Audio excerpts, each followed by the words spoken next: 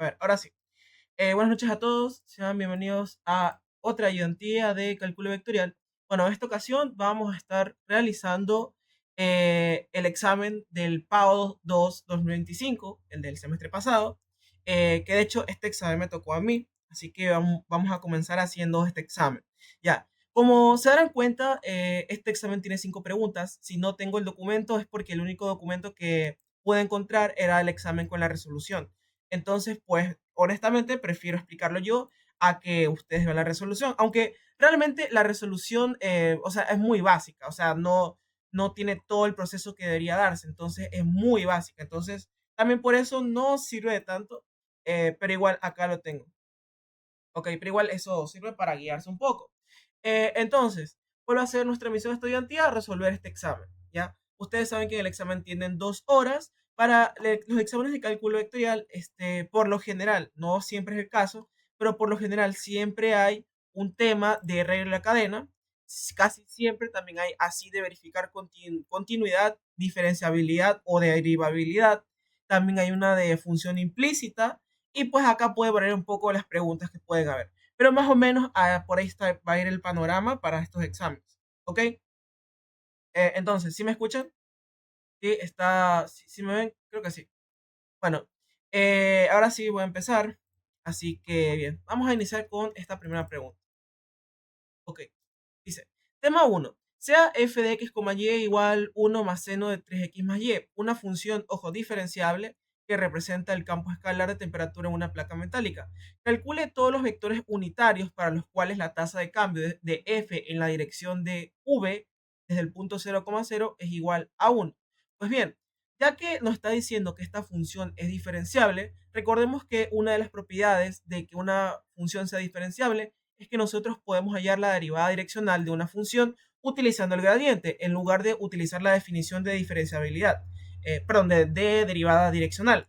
Por lo tanto, como yo sé que f es diferenciable, ¿no es cierto? Yo sé que f es diferenciable, por lo tanto, yo sé que la derivada parcial de esta función respecto a una dirección u va a ser igual al gradiente de la función. No, a ver, la derivada parcial de una función en un punto x sub 0 y sub 0 va a ser el gradiente de esta función evaluada en este punto por producto punto el vector unitario. ¿Ok? Recordemos que como u es un vector unitario, significa que tiene módulo 1. ¿Ok? Eso va a ser importante para ciertas cuestiones. Entonces me dice, calcule todos los vectores unitarios cuya tasa de cambio, es decir, cuya derivada direccional en dicha dirección desde el punto 0,0 es igual a 1. Entonces, a partir de la primera parte, nosotros sabemos que la tasa de cambio, es decir, la derivada direccional, en la dirección v desde el punto 0,0 es igual a 1. Por lo tanto, aquí ya tenemos algunos datos. Primero, el punto del que estamos analizando es el punto 0,0. ¿Ok? De aquí vamos a tomar lo que es esta función. Segundo, también sabemos que la derivada direccional para esta función en este punto por una dirección v va a ser igual a 1. Bueno, el módulo va a ser igual a 1. Va a ser igual a 1. Y además, también vamos a saber que para este caso, um, bueno, eso es lo que sabemos por el momento. Entonces, ¿qué nos pide hallar? Pues necesitamos hallar cuál es este vector o vectores unitarios para el cual esto se cumple. Entonces, ¿cómo hacemos esto? Pues primero vamos a reemplazar lo que tenemos. Yo sé que 1 va a ser igual a el producto punto entre el gradiente de la función evaluada en el punto 0,0 por producto punto de este vector unitario que le voy a colocar como a, b. Ya vamos a colocar que este vector unitario tiene la forma a, b y los voy a especificar acá. En esta forma a, b, en donde el módulo de este vector es igual a 1. ¿Ya? Entonces, ¿qué me toca hacer? Pues intento aquí plantear alguna ecuación para el cual esto se cumpla. Entonces, ¿qué me toca hacer primero? Hallar el gradiente de esta función en este punto. Entonces, ¿cómo hallar el gradiente de una función? Pues sacando las derivadas parciales. Entonces, vamos a sacar las derivadas parciales de la función f. Entonces, si yo sé que f de x, y es igual a 1 más seno de 3x más y, entonces la derivada parcial de esta función respecto a x sería, en este caso, si yo derivo respecto a x, este 1 se va porque es una constante. Y acá, el seno de una función de x vendría a ser el coseno de 3x más y. Pero por regla de la cadena tengo que multiplicarle por la derivada de lo que está adentro respecto a x. Entonces, si yo derivo 3x más y respecto a x, sería 3. Por lo tanto, la derivada parcial de esta función respecto a x es 3 coseno de 3x más y. ¿Ya? Ahora, aparte de esto, si nosotros derivamos respecto a y, nos va a quedar algo similar. Si yo derivo esta función respecto a y, el seno de una función que depende de y va a ser coseno de esta función que está acá adentro. Pero me falta derivar lo que está además acá adentro, que depende de y. Entonces, la derivada parcial de 3x más y respecto a y es 1, ¿ok? Porque la derivada de y es 1 y 3x vendría a ser una constante. Entonces, por 1. Pero este 1 simplemente lo puedo ignorar, por lo que puedo escribir como que es coseno de 3x más y. ¿Ya? Entonces, ya con eso hemos hallado las derivadas parciales. ¿Para qué quiero hallar las derivadas parciales? Porque el gradiente de esta función va a ser pues simplemente las dos derivadas parciales. Entonces, si yo evalúo el gradiente en 0,0, va a ser igual a que yo evalúe f sub x en 0,0 y f sub y en 0,0.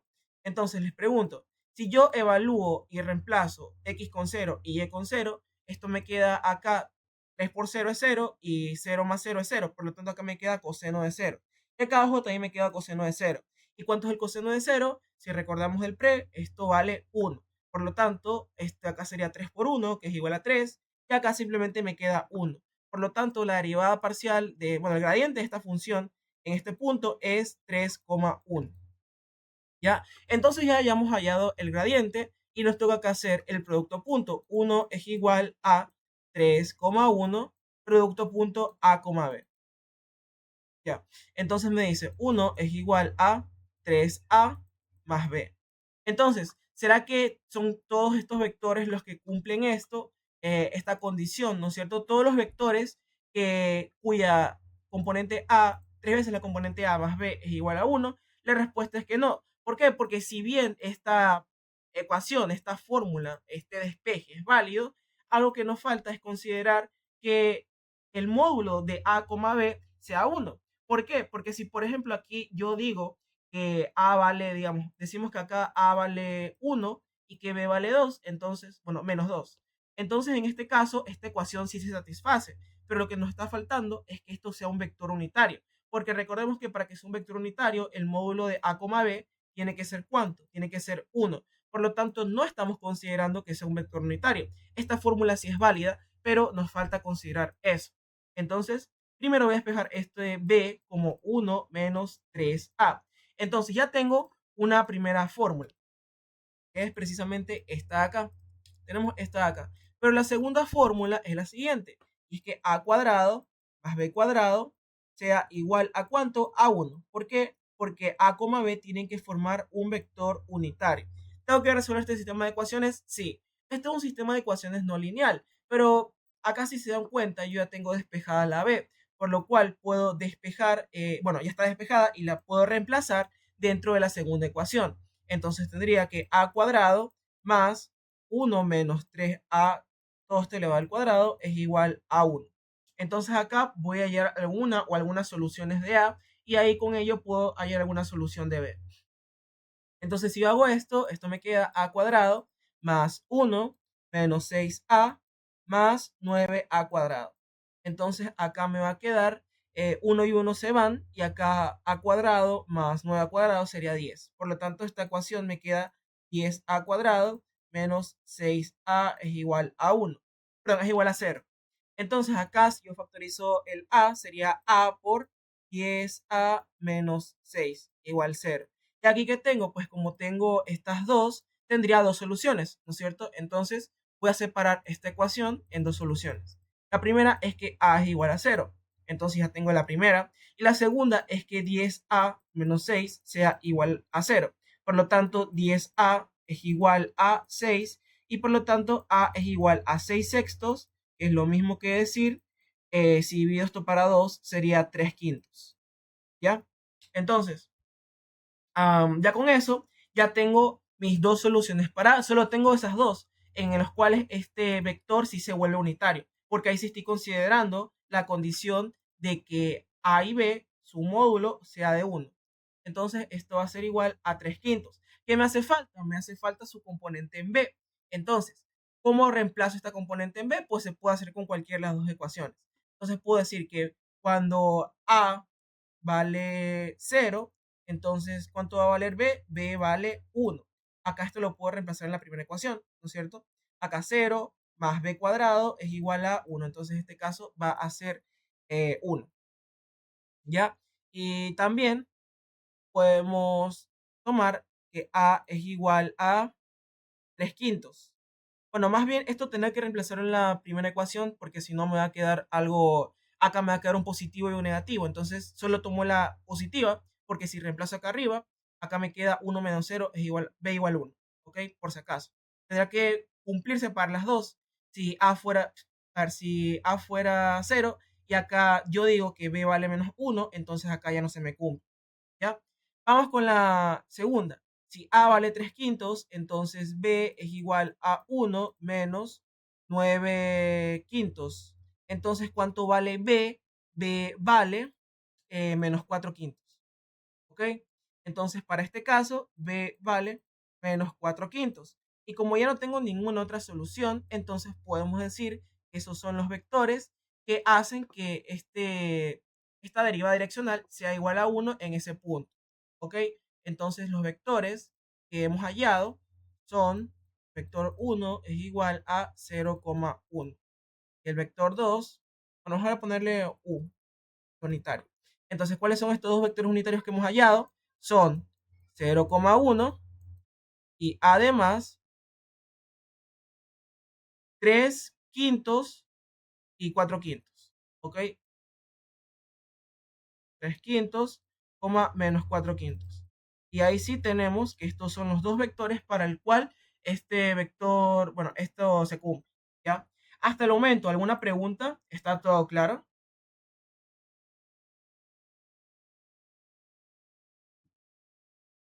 ¿Alguna pregunta que tengan?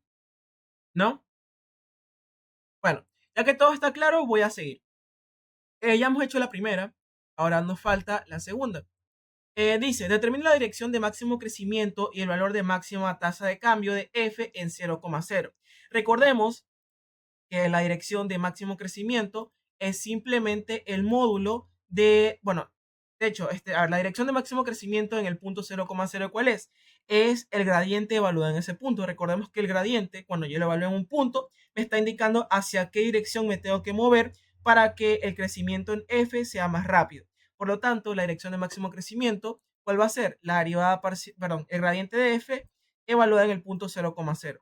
Y el valor máximo va a ser este módulo de, de este gradiente. Entonces, para el segundo ejercicio, si ustedes se dan cuenta, nosotros ya hemos hallado el gradiente. El gradiente ya lo habíamos en antes, por lo cual esto lo podemos volver a escribir acá. Entonces, para el ejercicio, para la parte B del primer enunciado, tendríamos que el gradiente es la máxima dirección. Para el punto 0,0, la dirección de mayor crecimiento es el gradiente de f evaluado en 0,0. Entonces, así, la dirección de mayor crecimiento es el siguiente, simplemente evaluar el gradiente en ese punto. ¿Ok? Entonces, esta va a ser la dirección de mayor crecimiento. ¿Y cómo hallo cuál es la tasa de cambio? Entonces, la tasa de cambio es el módulo del gradiente. Entonces, esta función en el punto 0,0 crece con una rapidez de que ahí se tiene que evaluar el módulo del gradiente, es decir, el módulo de esto de acá. Esto sería igual a la raíz de 3 cuadrado más 1 cuadrado, que es igual a la raíz de 10. Por lo tanto, acá tenemos la dirección de máximo crecimiento y esa tasa de cambio con la que crece. Entonces ya hemos resuelto el primer problema. Es relativamente sencillo. Vamos hay que saber bien qué tenemos que hacer. ¿Ok? Hasta ahorita, ¿alguna pregunta? ¿Está todo claro? Por favor, alcen la mano a las personas que creen que está claro. Y para las personas que recién se unen, les va a pasar el formulario de nuevo. Por favor, alce la mano quienes creen que está claro. A ver, para las personas que recién se unieron, por favor, coloquen, rellenen ese formulario. Eh, la última parte de la tasa de cambio. Ya. Esta es parte de la teoría y es que recuerda que cuando tú evalúas, a ver, cuando tú hablas de tasa de cambio, si tú a ver, el gradiente sirve para poder indicarme hacia qué dirección yo me tengo que mover para tener la mayor tasa de cambio. Suponte que tú estás aquí en una función, digamos en esta función en el espacio. Y digamos que tú te paras aquí en esta esquinita y tú quieres saber hacia qué punto la función crece con mayor rapidez. Pues para ello, tú utilizas el gradiente de la función en este punto x sub 0 y sub 0. A la dirección que te indique este gradiente, va a ser la dirección hacia donde la función va a crecer más rápido. ¿Y cuál es esa tasa de crecimiento? Esa rapidez con la que lo hace, pues va a ser el módulo. Es como la velocidad. Este gradiente te indica hacia qué dirección tú te mueves con más velocidad. Y cómo sacas la velocidad con el módulo. Estás hallando el módulo de la velocidad. El gradiente es el vector velocidad y cómo sacas la rapidez con el módulo de la velocidad. Por eso es que sacas el módulo. ¿Ahí está más claro? Ya. Ok, bueno, ahora sí vamos con la segunda. Ya pueden bajar la mano por si acaso. Vamos con la segunda. La segunda pregunta me dice, y esta de hecho fue la que más me tomó a mi tiempo, pero porque hoy estaba realizando este ejercicio y encontré una forma un poquito más fácil de hacerlo, porque de hecho para este ejercicio que es por regla de cadena, hay diferentes formas de hacerlo, hay muchas formas de hacerlo, pero yo les voy a explicar la que es un poco la más relativamente corta, ¿ok? Porque de hecho si acá ustedes se van a ver, si se dan cuenta acá, primero para este primer ejercicio, como esta es la solución, acá coincide que los dos vectores son 0,1 y 3 quintos menos 4 quintos. Asimismo, acá esta es la dirección del gradiente y este es la rapidez. Entonces vamos bien. Bueno, para este caso, como te piden de cierto modo demostrar que esto es igual a esto, acá, de hecho, para el solucionario, esto solo se resume a eso. Sacas esto y ya, eso es todo. Pero obviamente acá no te van a despejar cómo hacer eso. Entonces, bien, hay dos principales formas de hacerlo. Está el camino difícil y está el camino fácil. Ok, y primero, antes de hacer, bueno, de explicar ambos, quiero hacer un pequeño remember de esto. Cuando nosotros hablamos de regla de la cadena, supongamos vamos a hacer la regla, el arbolito para este caso. Acá si nos damos cuenta, z es una función que depende de u y w. Por lo tanto, podemos aquí decir que z se extiende para u y w. Pero a la vez, u y w son otras funciones. Y en este caso, tanto u como w dependen de x y t. Por lo tanto, para este arbolito va a ser x, t, x, t. Entonces, hay dos formas de resolver esto. La primera es que si yo, por ejemplo, reemplazo u con la función que depende de x y t y w que depende con la función de x y t, directamente puedo derivar, es decir, que puedo escribir acá z como una función que ahora va a depender de x, t. ¿Y cómo yo obtengo eso? Reemplazando el u con x más 2025t y el w con x menos 2025t. Entonces esto se convertiría en coseno de x, a ver, coseno de x más 2025 por t, todo esto al cuadrado, más 4 por x más 2025t, más Euler a la, acá sería x menos 2025t elevado al cuadrado más 1. Ok, entonces yo ya he reescrito esta función como una función que depende de x y t, y ahí sí yo puedo sacar la derivada de x y de t, porque la he reescrito como esta función. Pero realmente, o sea, es una forma válida de hacerlo. Tengo que derivar esto dos veces respecto a t y dos veces respecto a x.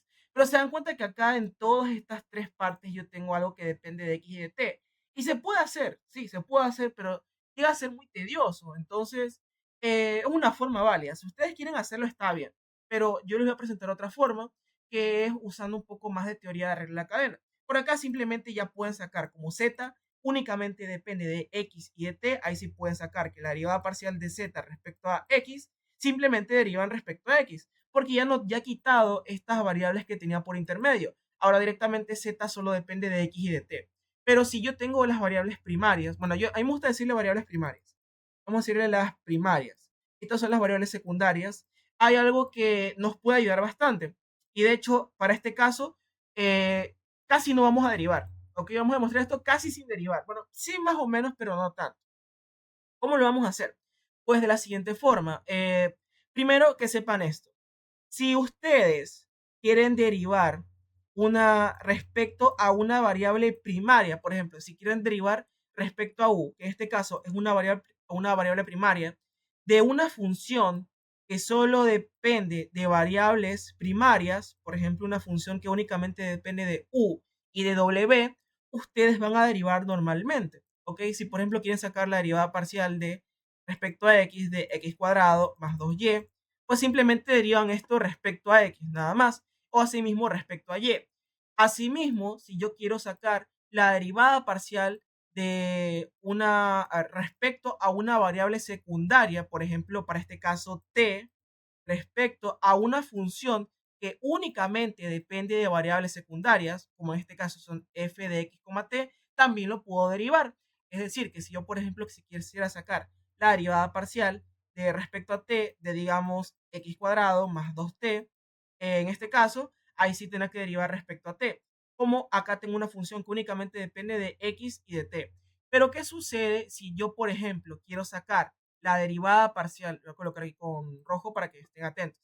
Si yo quiero sacar la derivada parcial de una variable secundaria, por ejemplo aquí de x, de una función que incluye variables tanto primarias, que incluye variables primarias, si yo estoy derivando parcialmente de respecto a una variable secundaria, que en este caso es x, para una función que tiene variables primarias, ahí sí tengo que aplicar la regla de la cadena. Ahí yo no puedo decir que está derivada de cero, porque si yo, por ejemplo, dijera que la derivada parcial de respecto a x de, digamos, de de esta función, acá yo no puedo decir que esto vale cero porque no está la x. No, porque acá sí tengo una mezcla de variables primarias y secundarias. Yo no puedo omitir eso.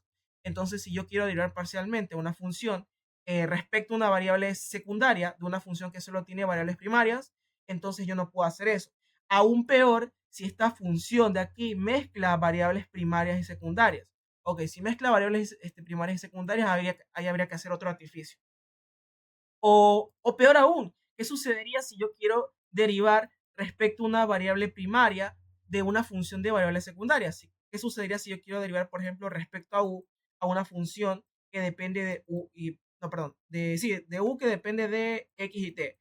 Ahí sería aún más difícil, ¿ya? Entonces, para este caso, lo único que nos vamos a concentrar son cuando yo tenga una derivada parcial respecto a una variable secundaria, como en este caso es x o t, respecto de una variable que únicamente contiene variables primarias, entonces yo voy a usar lo que es la regla de la cadena, ¿ok?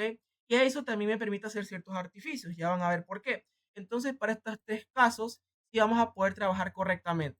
Para estos dos, podemos derivar como si nada, pero si yo tengo una derivada respecto a una variable secundaria de una función que únicamente tiene variables primarias, entonces que me toca usar la regla de la cadena. Ok, entonces, ¿por qué hago énfasis en esto? Porque, primero, yo lo que voy a hacer es lo siguiente.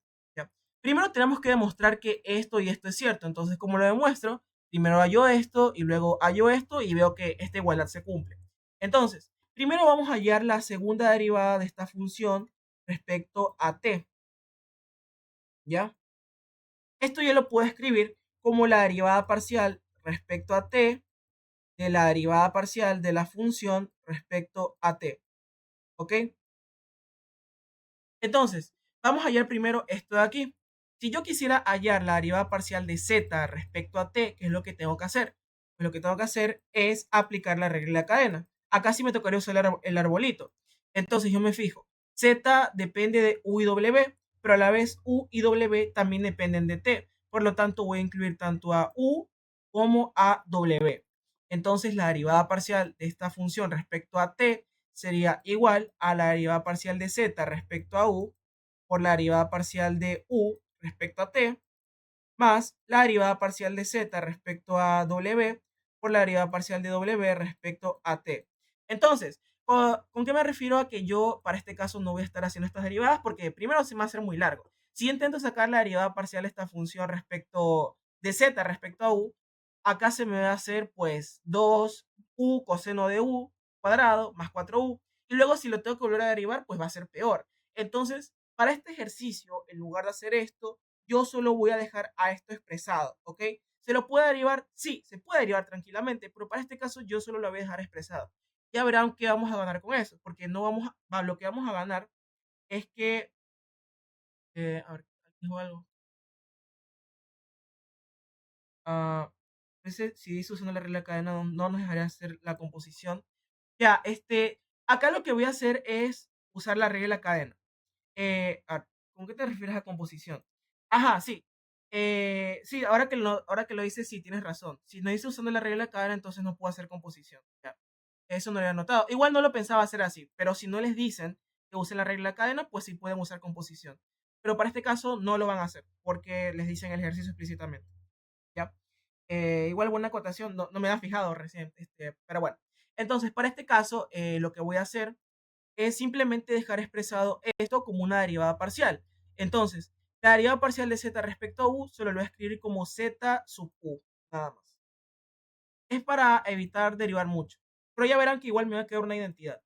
¿Multiplicado por quién? Por la derivada parcial de u respecto a t. Si yo derivo u respecto a t, ¿cuánto me queda? Esto se hace 0 y esto se hace 2025, nada más. Porque trata t como la variable y acá la derivada de t es 1 y 1 por 2025 es 2025. Sería 2025 más, ahora sí, yo tengo la derivada parcial de esta función respecto a z, perdón, a w, que lo voy a dejar así, multiplicado por la derivada parcial de w respecto a t.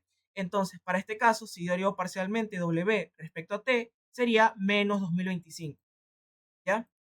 ¿Y será que esto lo puedo factorizar? La respuesta es que sí. Si yo lo factorizo, esto sería igual a 2025 multiplicado por z sub u menos zw, donde z sub u es la derivada parcial de z respecto a u y zw es la derivada parcial de z respecto a w. ¿Se lo puede factorizar como digo? Sí, solo que no, para este caso no lo voy a hacer para no hacer tanto alboroto con estas expresiones. ¿Ok? Ya verán que igual me va a quedar lo mismo. Y de hecho queda el resultado bastante chévere. Ya, entonces yo he hallado esta función, pero solo he hallado esta parte de adentro. Entonces, esta segunda derivada vendría a ser la derivada parcial de esta función de acá. ¿No es cierto? Esto sería la derivada parcial de esto que está acá adentro. Pero les pregunto, ¿se acuerdan lo que les dije en antes? Que si yo tenía una derivada parcial de una variable secundaria, que en este caso es t, respecto a una función que únicamente tiene variables primarias, ¿qué es lo que tenía que hacer? Tenía que aplicar la regla de la cadena. Acá sí la puedo usar, ¿ok? Porque si se dan cuenta, si yo derivo a z respecto a u, como yo aquí no me estoy metiendo con las variables secundarias, si yo derivo z respecto a u, siempre me va a quedar algo que depende de u y w.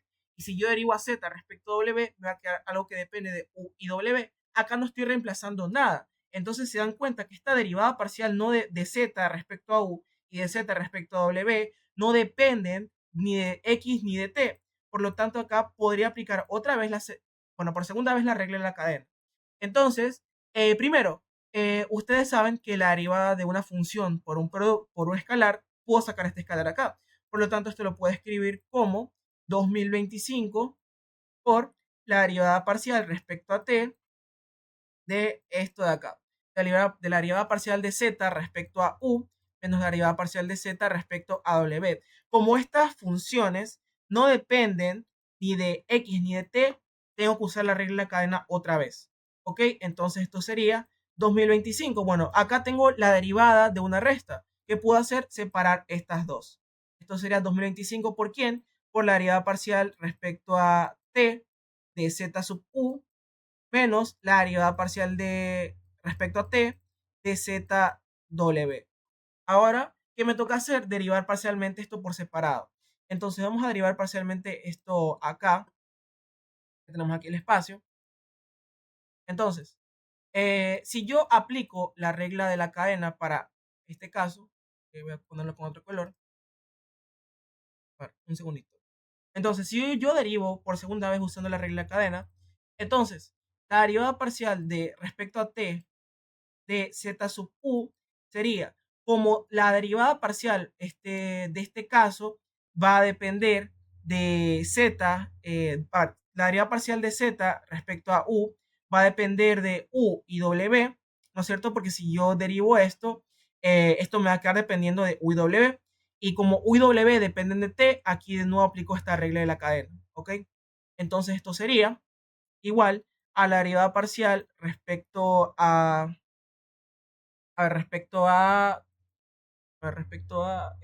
u de la derivada parcial de esta función respecto a z, multiplicado por la derivada parcial de u respecto a t, más la derivada parcial respecto a w, esta derivada parcial respecto a u, multiplicado por la derivada parcial de u, perdón, de w respecto a t.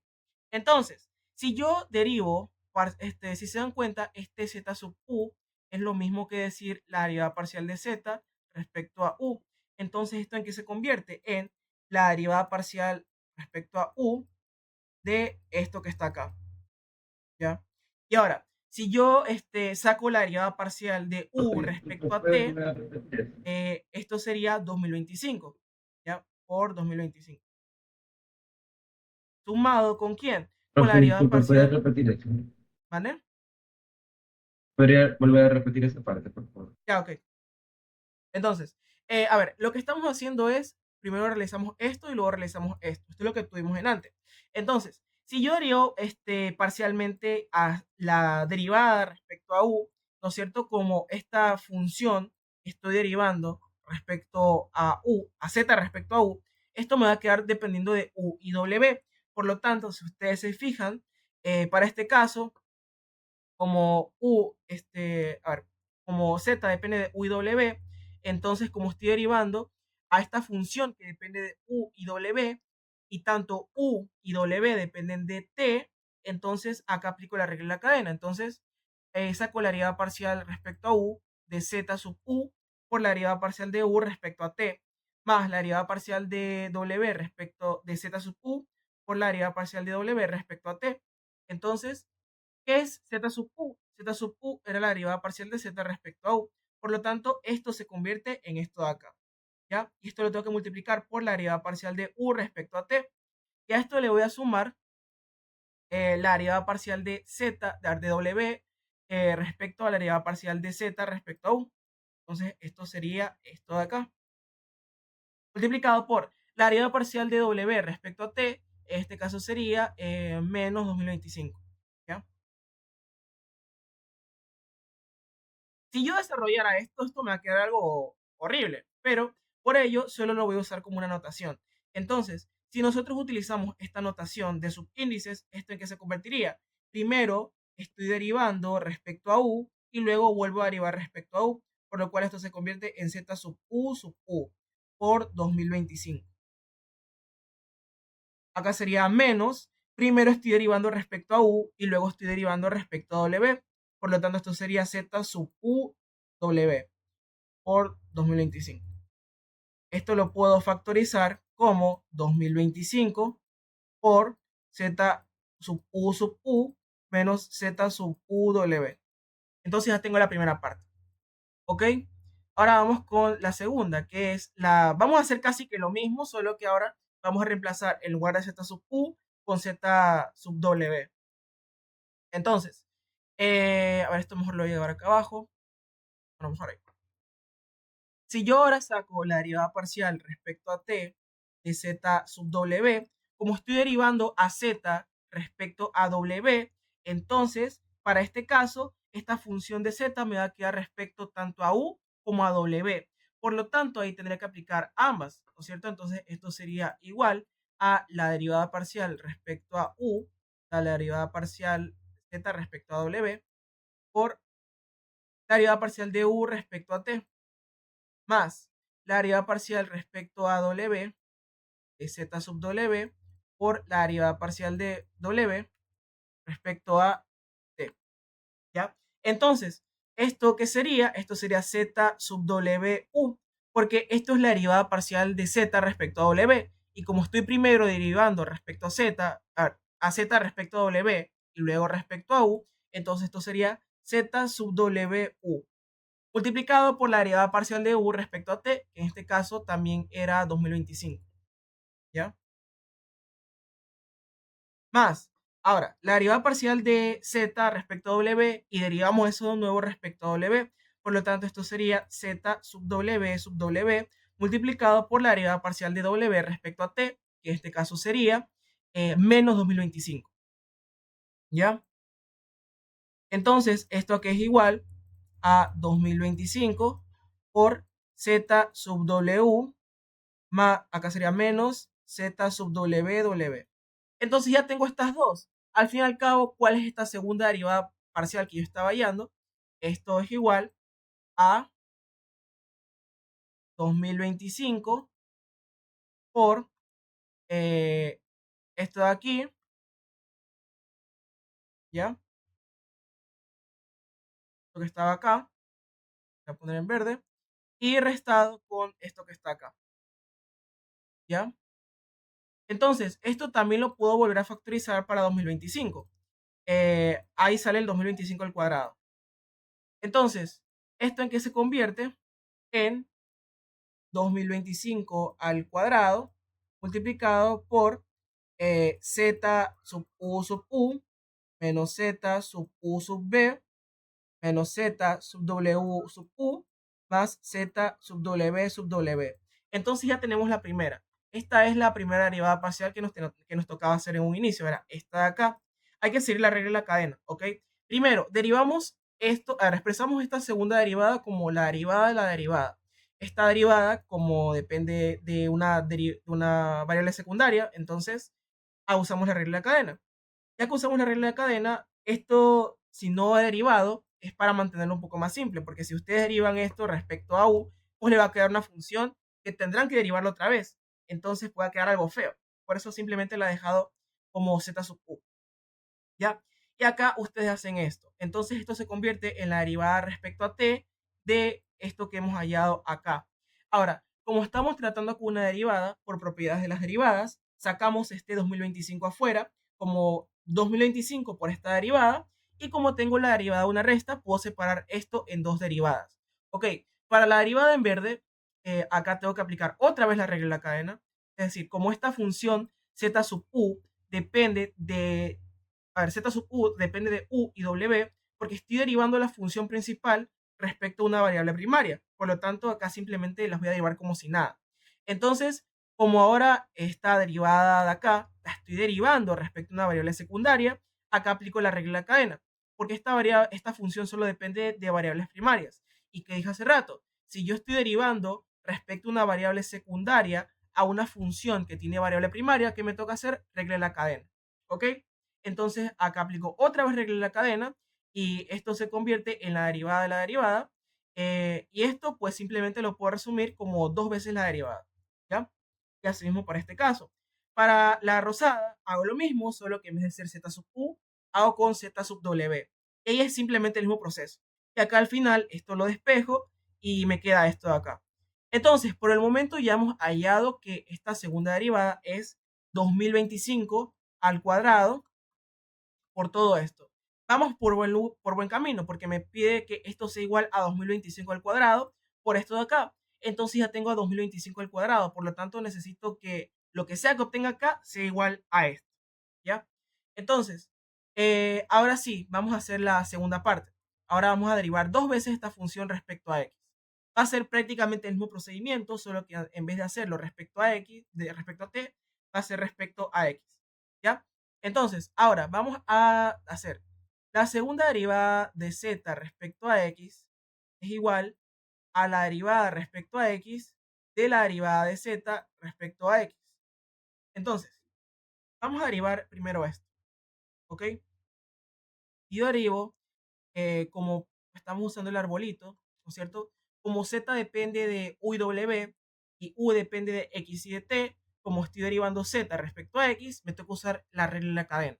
Por lo tanto, esto sería igual a la derivada parcial de z respecto a u por la derivada parcial de u respecto a x más la derivada parcial de z respecto a w por la derivada parcial de w respecto a x. Entonces, esta derivada parcial de z respecto a u lo puedo escribir como z sub u. Pero, ¿cuánto vale la derivada parcial de u respecto a x? En este caso, si yo derivo u respecto a x, va a ser igual a 1, porque esto se hace 0 y esta derivada de x es 1. Por lo tanto, este también va a ser 1. Y para w va a ser lo mismo. Si yo saco la derivada parcial de w respecto a x, esto se hace 0 y la derivada parcial de x es 1. Por lo tanto, tanto la derivada parcial de u respecto a x como w respecto a x, para ambos casos va a ser 1. Por lo tanto, en este caso, esto va a ser 1. Más, esto lo voy a escribir como z sub w por 1. Este es igual a z sub u más z sub w. ¿Ya? Entonces ya tengo la primera parte. Ahora, ¿qué me toca hacer? Volver a derivar esto respecto a x. Yo derivo esto respecto a x, ¿cierto? Esto va a ser igual a la derivada parcial respecto a x de quién? De z sub u más z sub w. Ya. Y les pregunto, ¿será que esta función depende de lo que está acá adentro? ¿Depende de variables primarias o secundarias? Si se dan cuenta, si yo derivo a z respecto a u y respecto a w, como no estoy metiendo otras variables, que en este caso serían las secundarias, para este caso, si yo derivo esto respecto a u y w, siempre me va a quedar una función que depende de u y w, porque yo no me estoy metiendo con esto de acá. Si yo derivo esto respecto a u y w, solo voy a tener algo en función de u y w. Por lo tanto, ahí sí puedo derivarlo normalmente. Entonces, como estamos tratando de la derivada de una suma, esto va a ser igual a la suma de las derivadas.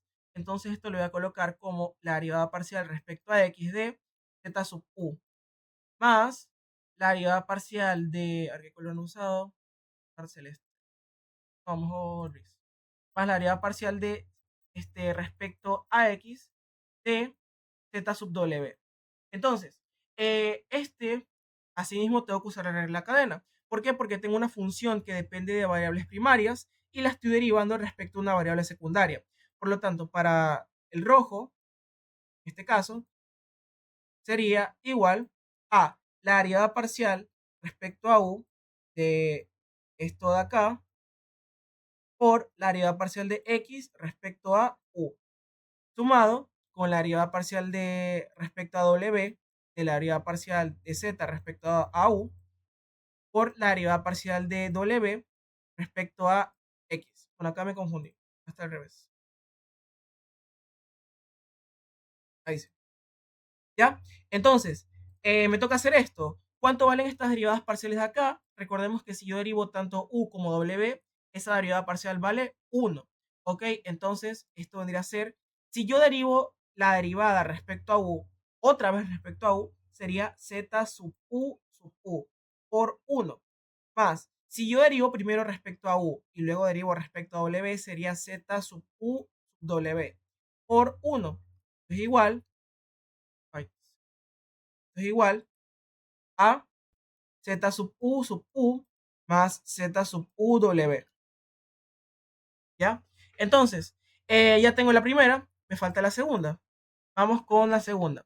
Si yo ahora derivo parcialmente respecto a x, esta derivada parcial respecto a w, como esta función depende de u y de w, es decir, que depende de variables primarias, por lo tanto acá me toca usar la regla de la cadena.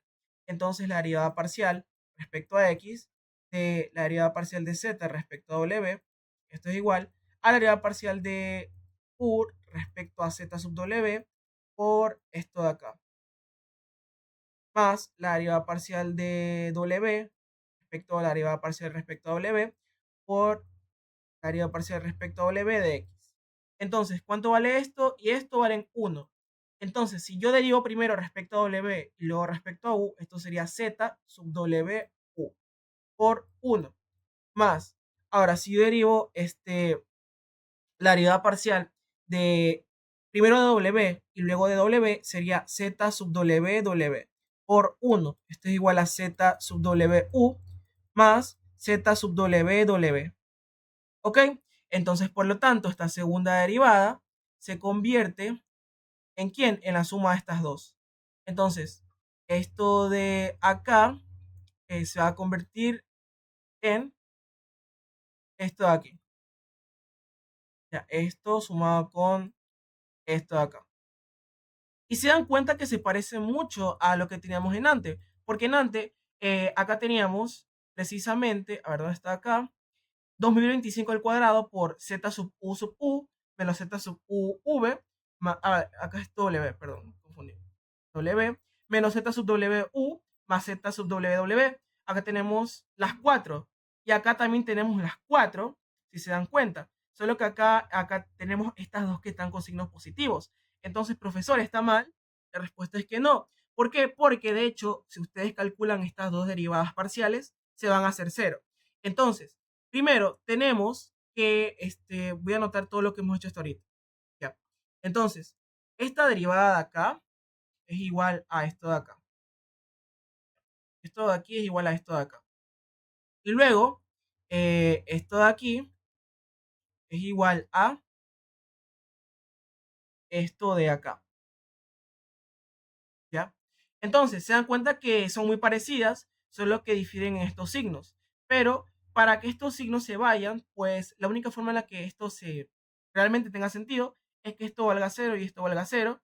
Así los quitamos y nos quedamos con estos dos. Y ahí sí serán iguales. ¿Cómo justifico que esto vale cero? Pues sacando estas derivadas parciales. Y esto sí lo podemos hacer, porque la derivada de z sub u w, primero tengo que derivar a z respecto a u y luego a esta función respecto a w. Entonces de z respecto a u.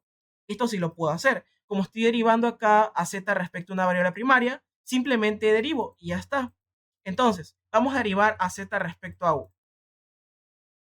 Si yo derivo z respecto a u, acá sería coseno de u cuadrado, sería menos seno de u cuadrado por la derivada del interior, que sería 2u. Entonces esto sería menos 2u por seno de u cuadrado, más la derivada de 4u respecto a u es 4. Pero si se dan cuenta, esta derivada parcial ahora la tengo que derivar respecto a w. Y si se dan cuenta, acá no tengo nada respecto a w. Todo esto es una constante porque estoy derivando parcialmente respecto a w. ¿Y cuál es la derivada parcial de una constante? Va a ser 0. Entonces, esta de acá vale 0. Vamos con la segunda. Para la segunda, me toca hacer ahora la derivada parcial primero de w y luego de u. Esto es igual a la derivada parcial respecto a u de la derivada parcial de z respecto a w. Entonces ahora derivamos respecto a w. Y yo derivo respecto a w, esto sería igual a, como esto depende de u, simplemente se va. Y aquí, e a la w cuadrada más 1, su derivada va a ser e a la w cuadrada más 1 por la derivada del exponente, que en este caso sería 2w. Pero si yo derivo esta nueva función respecto a u, me va a dar 0, porque acá no depende de u, perdón, no depende de, sí, no depende de u. Entonces, esto se vuelve una constante y la derivada de una constante es igual a 0. Por lo tanto, esto se hace 0 y esto se hace 0, 0 y 0. Entonces, ¿qué tenemos acá? Que la derivada parcial de z respecto a t dos veces es igual a simplemente esto de acá, pero sin los ceros que teníamos a un inicio. Entonces esto se convierte en esto. Y esto de acá, asimismo, quitamos los ceros y esto se convierte en esto. Y ahora sí, podemos reemplazar y esto se convierte en 2025 al cuadrado por la, derivada, la segunda derivada parcial de z respecto a x, dos veces. Porque esto es igual a esto de acá. ¿Ya? Y bien, ese ha sido el ejercicio. Este era el más complicado del examen pasado y de hecho muchos se cayeron en esta parte porque, bueno, esto sí era complicadísimo, la verdad no les voy a mentir. Esto no es fácil, ¿ya? Esto no es fácil, yo sé que cuesta digerirlo, pero pues en resumen de lo que es mucho esto ahorita. Sé que a lo mejor te están un poquito confundidos, pero si he hecho esto es porque, pues, miren, yo les cuento, cuando hice el examen hice precisamente esto, pero con la única diferencia de que en lugar de expresarlo como la segunda derivada de z respecto a u dos veces, yo hice esta derivada dos veces. Es decir, que primero derivé a z respecto a u y la volví a derivar respecto a u. Y de hecho, en esa hoja en mi examen, eso quedó prácticamente puras letras, eran puras letras y yo no sabía que si estaba bien o mal. Entonces, yo por eso ahora lo estoy haciendo así, ¿ok? Lo único que he hecho es aplicar la regla de la cadena, ¿ok? Hay que saberlo usar estratégicamente. Recordemos que yo únicamente puedo aplicar la regla de la cadena si estoy derivando respecto a una variable secundaria de una función que depende de variables primarias, ¿ok? Si ustedes se acuerdan acá, hasta aquí vamos bien, ¿ya? Pero ¿por qué hice esto? Porque si se dan cuenta, esta función depende de variables primarias. Si yo derivo a z respecto a u, acá como no estoy metiendo ni la x ni la t, ¿qué me va a quedar? Una función que depende de u y w. Entonces no depende ni de x ni de t. Asimismo, si yo derivo a z respecto a w, me va a quedar una función que depende de u y w. Por lo tanto, como yo no estoy mezclando variables secundarias con las primarias, yo sí puedo usar la regla de la cadena. Y como regla de la cadena, pues utilizo esto que está acá. ¿Ya? Y acá estas derivadas sí las puedo calcular porque son sencillitas. Y esto lo voy a expresar como la derivada respecto a u de la derivada respecto a u. Entonces por eso se convierte en eso. ¿Ya? Entonces así queda esto de aquí. Y bien, eso ha sido este ejercicio. ¿Ya? Por si acaso, no se me asusten. Este ha sido el más difícil del examen. Así que, bueno, por eso es importante repasar todo. ¿Ya? Está, aunque sea un poco claro, sé que no es necesario que lo entiendan al 100%, pero está al menos un poco entendido lo que he hecho, la noción general de lo que esperaría que ustedes vean este ejercicio. ¿Está más o menos claro? Por favor, alcen la mano a quienes creen que está más o menos claro o por ahí creen que lo podrán entender. O si está súper claro, perfecto. ¿Ya? Si está súper claro, alguien que me diga por favor, o si tiene alguna duda. Profe, Sí. tenía una duda respecto al de que es una derivada parcial, Ujú, que es cuando hacías la segunda derivada parcial respecto a ya un, por ejemplo, Z1. ujú. En ¿Por este qué se le caso, por pone la ejemplo. derivada parcial de U respecto a ZU? Por Ajá. la derivada parcial de U de T, eso es por regla de la cadena, ¿no? Sí, ya, mira, es que no sé si usted o tú estuviste en una clase que yo expliqué hace tiempo, pero si yo, por ejemplo, por regla de la cadena, si tú, por ejemplo, a ver, voy a poner un ejemplo aquí puntual. Ojo, que esto solo lo hemos podido hacer porque lo que sea que haya quedado acá adentro únicamente depende de U y de W. Si aquí me hubiera quedado que depende de T o de X, que son variables secundarias, ya no podía hacer esto. Pero como solo depende de variables primarias, sí puedo hacer esto. Ok, ¿a qué quiero llegar? Pues supongamos que tienen una función diferente. Digamos que tiene f que depende de x y x y y dependen de a y b. Ok. Si ustedes, por ejemplo, quisieran sacar una derivada parcial respecto a de lo que sea que está acá adentro, esto va a ser igual. Esta es la forma general de las derivadas parciales, como una plantilla, ¿ya? Entonces, esto va a ser, me pregunto, ¿cuántas variables aquí dependen de A? Dependen X y dependen Y. Entonces, lo que voy a escribir acá es la derivada parcial respecto a X de esta plantilla por la derivada parcial de x respecto a más la derivada parcial respecto a y de esta plantilla por lo que esté acá. ¿Ok? Así es el desarrollo de la regla de cadena. ¿Y por qué dejo esa plantilla? Porque si, por ejemplo, quisiera sacar la derivada parcial de esta función respecto a f, esto sería la derivada parcial de f respecto a x por la derivada parcial de x respecto a. Y así mismo lo lleno acá. Entonces la derivada parcial de esta función f respecto a se convierte simplemente en la regla de la cadena que ya conocemos. Pero esta es una forma generalizada. ¿Ok? Lo que quiero llegar es que ustedes, esto es válido, ¿ok? Pero si ustedes, por ejemplo, quisieran derivar algo que esté aquí, digamos que aquí en esta plantilla les ponen alguna función, ¿ya? Van a derivar parcialmente respecto a x. Pero para este caso, x es una variable primaria. Yo solo puedo derivar algo respecto a x si es una función de variable primaria. Entonces, recuerdan que lo que les dije antes, si yo derivo respecto a una variable primaria, una función que depende de variables primarias, está bien. y yo derivo una variable secundaria eh, de una función que depende de variables secundarias, está bien. Si yo derivo una variable secundaria respecto a una función que depende de variables primarias, tengo que usar la regla de la cadena, pero sí se puede hacer. Pero si derivo una derivada parcial respecto a una variable primaria de una función que tiene variables secundarias, entonces ahí sí no puedo hacer. Acá ya es un poco más, esto ya no lo vemos, ¿ok? Pero en general, acá solo puede ir una función que depende de variables primarias, que de hecho es lo que ocurría acá. En este caso, a ver, si se dan cuenta, yo estoy derivando respecto a u, es decir, una variable primaria de una función que tiene una variable primaria. ¿Y qué es z sub u? Esto es la derivada parcial de z respecto a u. ¿Pero qué es esto? Es la segunda derivada de z si la derivo respecto a u y la vuelvo a derivar respecto a u. ¿Ya? Solo he usado esta notación nomás para hacerlo un poquito más simplificado, por decirlo así, para que no tengan toda esta monstruosidad. Me gustaría mostrarles cómo yo hice esto de acá, porque hice exactamente lo mismo, con la única diferencia de que yo sí me derivé, yo derivé respecto a u, y en vez de tener z sub u, tenía estos cosenos y este 4 y en vez de tener Z sub W, tenía un Euler con una W y eso era horrible. Yo me desesperé en ese examen, la verdad. Sí, tocó asumir daño. Bueno, hagan lo que puedan, ¿ya? Si ustedes no se acuerdan, hagan lo que puedan. O sea, preferiblemente hagan lo más que puedan, porque eso les va a sumar puntos. Acá en la rúbrica, lamentablemente no te dan una... Que acá sí, acá en la rúbrica sí hacen esto.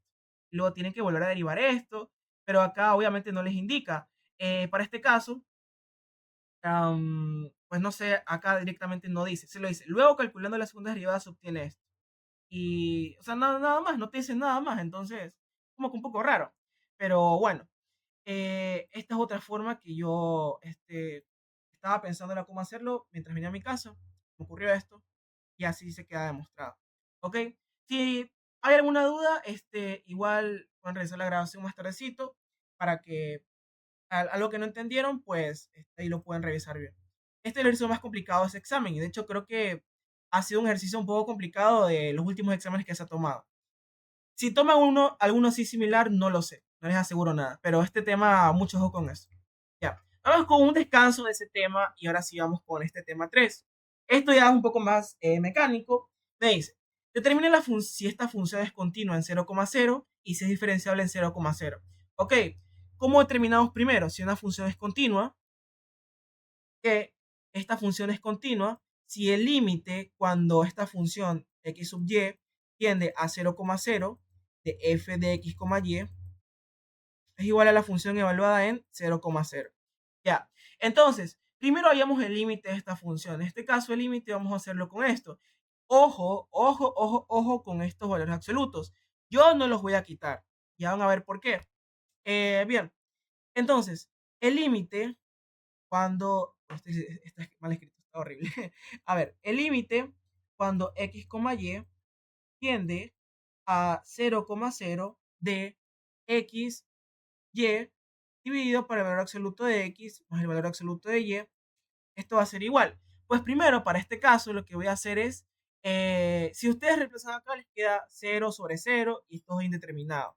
Ok, ¿pueden hacer un cambio de variable? Pues no, la verdad, no hay nada con lo que puedan cambiar de variable. ¿Qué me toca hacer? Usamos sustitución polar. Entonces, dado que el límite queda 0/0 y no se pueden hacer cambios de variable, se intentará el método por polares.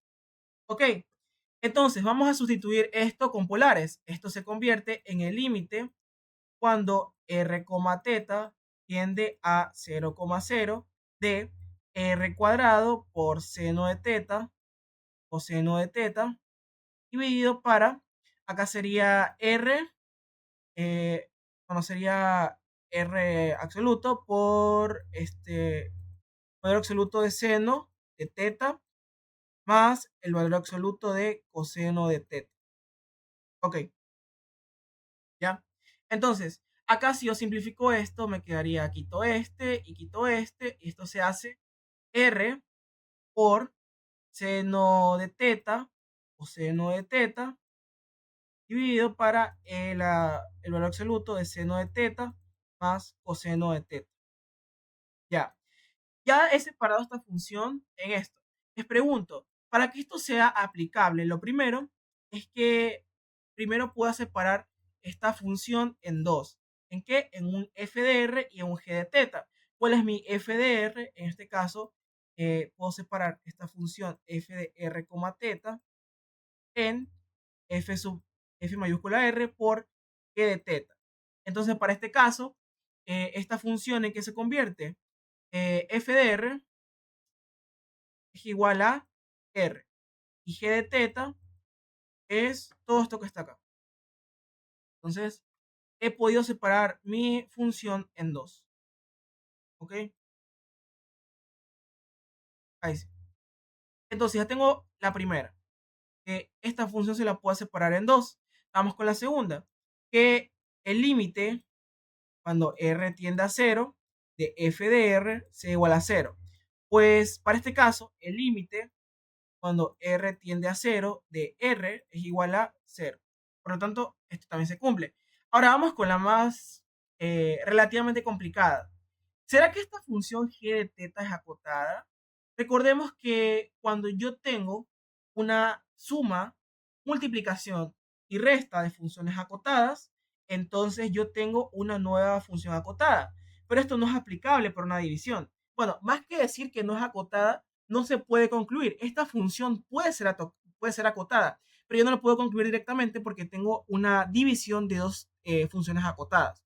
Entonces, vamos a hacer una mini lección, bueno, para aprender a acotar este tipo de funciones. Y bien, entonces, ¿será que g de teta es acotada? Bueno, la respuesta es que para este caso es sí. Cuando yo di el examen, afortunadamente mi profesor directamente nos dijo que esta función sí es acotada. Entonces ahí ya se fue el problema y continué haciendo el ejercicio. Pero supongamos que por alguna razón su profesor no les dice que es acotada o simplemente les dicen resuelva, nada más. Entonces, ¿cómo vamos a hacer para este caso? Pues bien, hay varias formas de acotar una función. Bueno, más que técnicas, son herramientas que ustedes pueden utilizar. Primero, para acotar algo, recordemos que para que esté acotado se tiene que encontrar dentro de dos valores, ¿cierto? Digamos de A y B, X tiene que estar entre A y B. Es decir, que no puede superar esos valores. Y para ello, algo que podemos utilizar es recurrir al valor absoluto. ¿Ok? Porque si, por ejemplo, decimos que el valor absoluto de g de teta es menor que un valor m, si yo desarrollo esto, es como decir que menos m es menor que g de teta, este es menor que m, y ahí lo voy a acotar. Por lo tanto, voy a intentar hallar algún valor para el cual el valor absoluto de g de teta sea menor que este valor. ¿Ok? Entonces, vamos haciendo esto. Esta parte es muy interesante, así que ojo con esto. ¿Ya? ¿Cómo determinamos si esta función g de teta es acotada? Pues primero tomamos el valor absoluto de g de teta. Es decir, acá vamos a tomar el valor absoluto de seno, coseno, arseno de teta, coseno de teta. Esto para el valor absoluto de seno de teta más coseno de teta. Ok, entonces, ¿cómo yo puedo acotar esto? Pues bueno, algo que ustedes, si les toca una división, podemos hacer este razonamiento de acá. Les pregunto, si yo, por ejemplo, tengo la fracción 1 dividido para 2 más 3, ¿será que es menor que si yo divido 1 sobre 2? Bueno, es cierto, esto es 1 sobre 5, entonces un quinto es menor que un medio.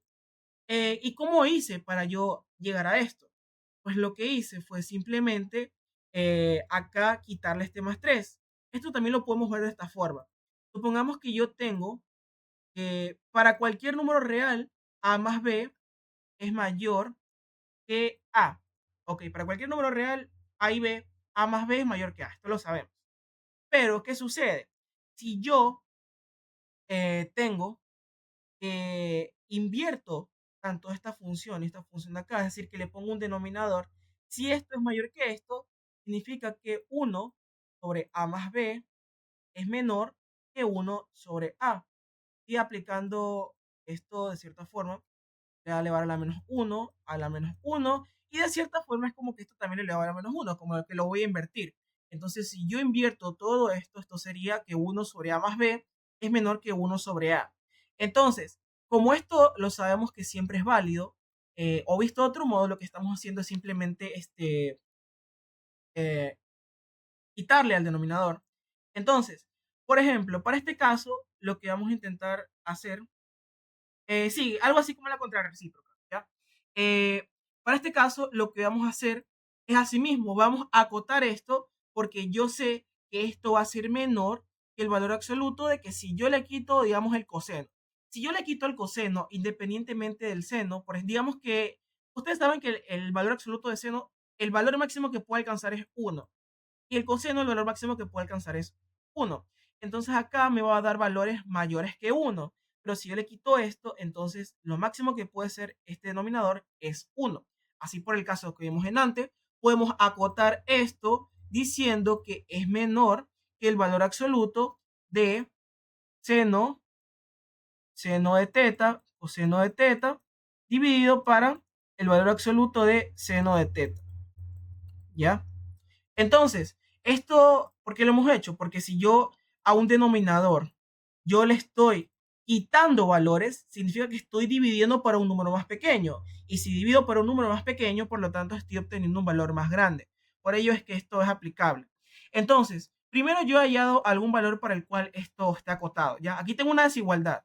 Pero si ustedes se dan cuenta, acá tengo seno y tengo seno. ¿Qué puedo hacer? Puedo quitarlos, ¿no es cierto? Entonces vamos a quitarlos y vamos a quitarlos. Entonces, ¿qué significa? Que todo esto que está acá, que intentamos acotar, es menor que qué cosa? Que el valor absoluto de coseno, coseno de teta. Y les pregunto, ¿será que el valor absoluto de coseno de teta es acotado? La respuesta es que sí. Si ustedes se van a GeoGebra, o si ustedes recuerdan de, obviamente en el examen no lo van a hacer, pero para un pequeño remember, si ustedes se van a GeoGebra e intentan graficar el valor absoluto de coseno de x, recordemos que el valor absoluto hace que todos los valores negativos sean positivos. Por lo tanto, lo que está haciendo es que coseno de x, el valor absoluto de coseno de x, está acotado entre 0 y 1. Bueno, más bien este valor absoluto de x, de coseno de x, es menor que 1. Bueno, menor o igual que 1. Entonces, el valor absoluto de coseno de x va a ser menor o igual que 1. Entonces, si A es menor que B y B es menor que C, ¿qué puedo concluir? Que A es menor que C. Por lo tanto, por transitividad, yo puedo concluir que esto de aquí es menor o igual que 1. Y si este es el valor absoluto de la función, ¿qué puedo decir? Que si yo le quito el valor absoluto, entonces menos 1 es menor o igual que esto sin el valor absoluto. Y esto es menor o igual que 1. Por lo tanto, ahora sí yo he hallado una cota. He demostrado que esta función sí está acotada. Y ahí sí, esto se cumple. ¿Ok? Esto puede que salga, puede que no, depende de bueno, depende de qué tanto se han inspirado los profesores para hacer el examen. Pero si por alguna razón no pueden determinar directamente que es acotada, siempre intenten primero convertirlo en valor absoluto e intentar hacer algún tipo de manipulación para el cual esto sea menor que algo. Les sugiero siempre que cuando tengan una división de A, digamos, A sobre B más C, esto siempre va a ser menor que si yo le quito una de estas sumas, ¿ok? Menor que C, por ejemplo. Entonces eso es lo que pueden hacer. ¿Ya? Y entonces aquí hemos mostrado que esto es acotada. Por lo tanto, ahora sí, volviendo a lo que nos competía en antes, ¿es acotada? Sí. ¿Qué hemos hecho con esto? Hemos permitido ver que si se cumplen las tres cosas que concluimos, que el límite para este caso es cero. Entonces, el límite de esto de acá, ¿cuánto es? Es simplemente cero, por el teorema de polares. ¿Y cuánto tenía que ser para que esta función sea continua? ¿Cuánto vale la función cuando la evalúo en 0,0? Esto vale 0. Entonces 0 es igual a 0 y por lo tanto la función sí es continua en 0,0. ¿Ya? Vamos a terminar si esta función es diferenciable. ¿Ok? Bien. Para este caso vamos a hacer lo que es la definición de diferenciabilidad.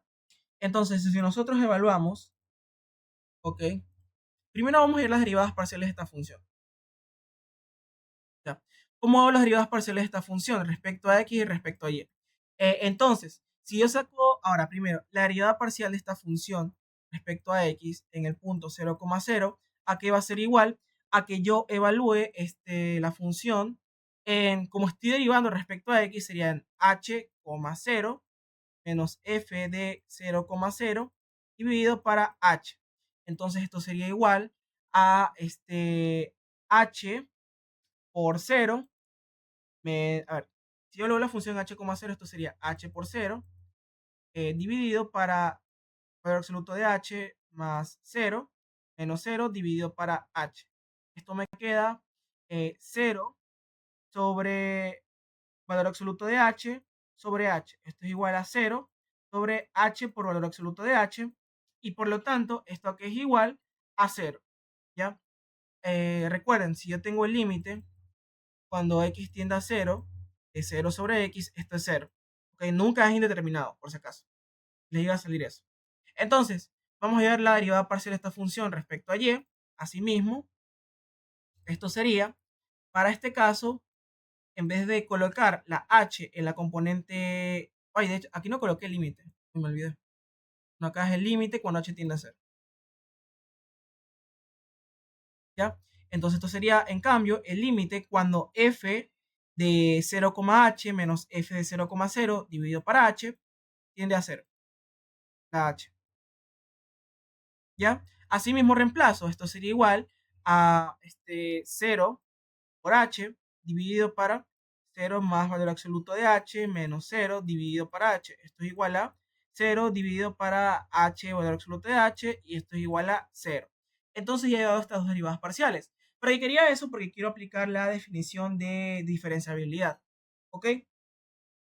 Entonces, para este caso, esta función es diferenciable si se cumple que el límite cuando h1, h2 tiende a 0,0 de quién? De la función evaluada en este caso sería 0 más h1, 0 más h2 menos, acá sería la derivada parcial de la función respecto a x en el punto 0,0 multiplicado por h1 más la derivada parcial de la función respecto a y de 0,0 multiplicado por h2 más la función evaluada en 0,0.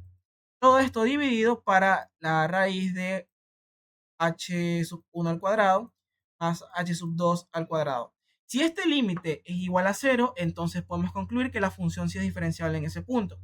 Pues bien, ¿cómo lo hacemos? Primero ya sabemos que esto vale 0 y la función evaluada en el punto también vale 0. Por lo tanto, simplemente me queda evaluar la función en h1 en h2 y dividirlo por la raíz de h1 al cuadrado más h2 al cuadrado.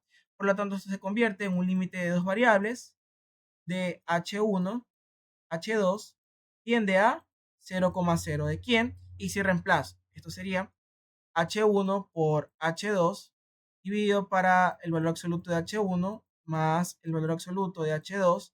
Todo esto dividido para la raíz de h1 al cuadrado más h2 al cuadrado.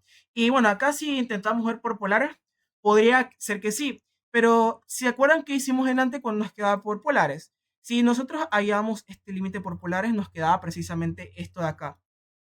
¿Ya? Pero si nosotros, al reemplazar por polares nos quedaba esto que estaba acá. Pero si nosotros se darán cuenta que acá, si reemplazamos esto con polares, esto me queda R, ¿no es cierto? Porque esto sería para esto sería R cuadrado seno cuadrado de teta más R cuadrado coseno cuadrado de teta. Esto es igual a R cuadrado multiplicado por seno cuadrado de teta más coseno cuadrado de teta. Esto es igual a r cuadrado. Pero como esto está en raíz, ¿no es cierto? Esto es igual a la raíz de r cuadrado y esto es igual a r. Por lo tanto, como acá, si se dan cuenta, abajo me queda r, entonces yo quito r y r. Y se dan cuenta que acá yo no tengo una función f de r, porque yo no tengo nada que dependa de r. Por lo tanto, me di cuenta que este teorema de polares no es aplicable. Entonces, ¿qué puedo hacer? Allá puedo intentar ver alguna ruta para el cual este límite no exista. Entonces, como vemos que este teorema de polares no existe, lo más probable es que no tenga límite. Entonces vamos a intentar hallar dos rutas para el cual esta función sean diferentes y ahí podemos ver que este límite no existe. Y si no existe límite o tiene dos rutas diferentes, por lo tanto podemos concluir que no es diferenciable. ¿Ok? Voy a colocar acá directamente. A ver, un segundito. Esto está multiplicado por la raíz de esto. Ya, ahora sí. Ahora sí vamos a trabajar de manera más cómoda. ¿Cuál podemos hacer? Realmente podemos hacer cualquiera. Vamos a usar la ruta, digamos, la ruta h2 igual 0. Entonces esto se convierte en el límite de una variable. ¿De cuánto? De el límite cuando h2 tiende a, perdón, sería h1 tiende a 0. ¿De quién? Ahora sí reemplazo h con 0. Esto sería h1 por 0 dividido para h1 más 0 multiplicado para la raíz de h1 al cuadrado más 0 al cuadrado. Esto es 0 dividido para el valor absoluto de h1 por h1. Esto me queda 0. Entonces para este límite me queda 0. Ahora, si yo intento reemplazar h1 igual 0, me va a quedar igual 0, porque vemos que esta forma es un poco me va a salir lo mismo, básicamente. Entonces probemos otra ruta. Vamos a intentar probar la ruta ahora vamos a decir, ruta h1 es igual a h2. Entonces esto se convierte en el límite de una variable de h1 tiende a 0 y reemplazamos los h2 con h1. Entonces esto sería h1 por h1, h1 al cuadrado, dividido para, acá es valor absoluto de h1 más valor absoluto de h1 multiplicado por la raíz de h1 al cuadrado más h1 al cuadrado. Esto es igual a h1 al cuadrado dividido para, acá sería 2 por h1 más h1 multiplicado por 2, a ver, perdón, esto es 2 por el valor absoluto de h. Un segundito.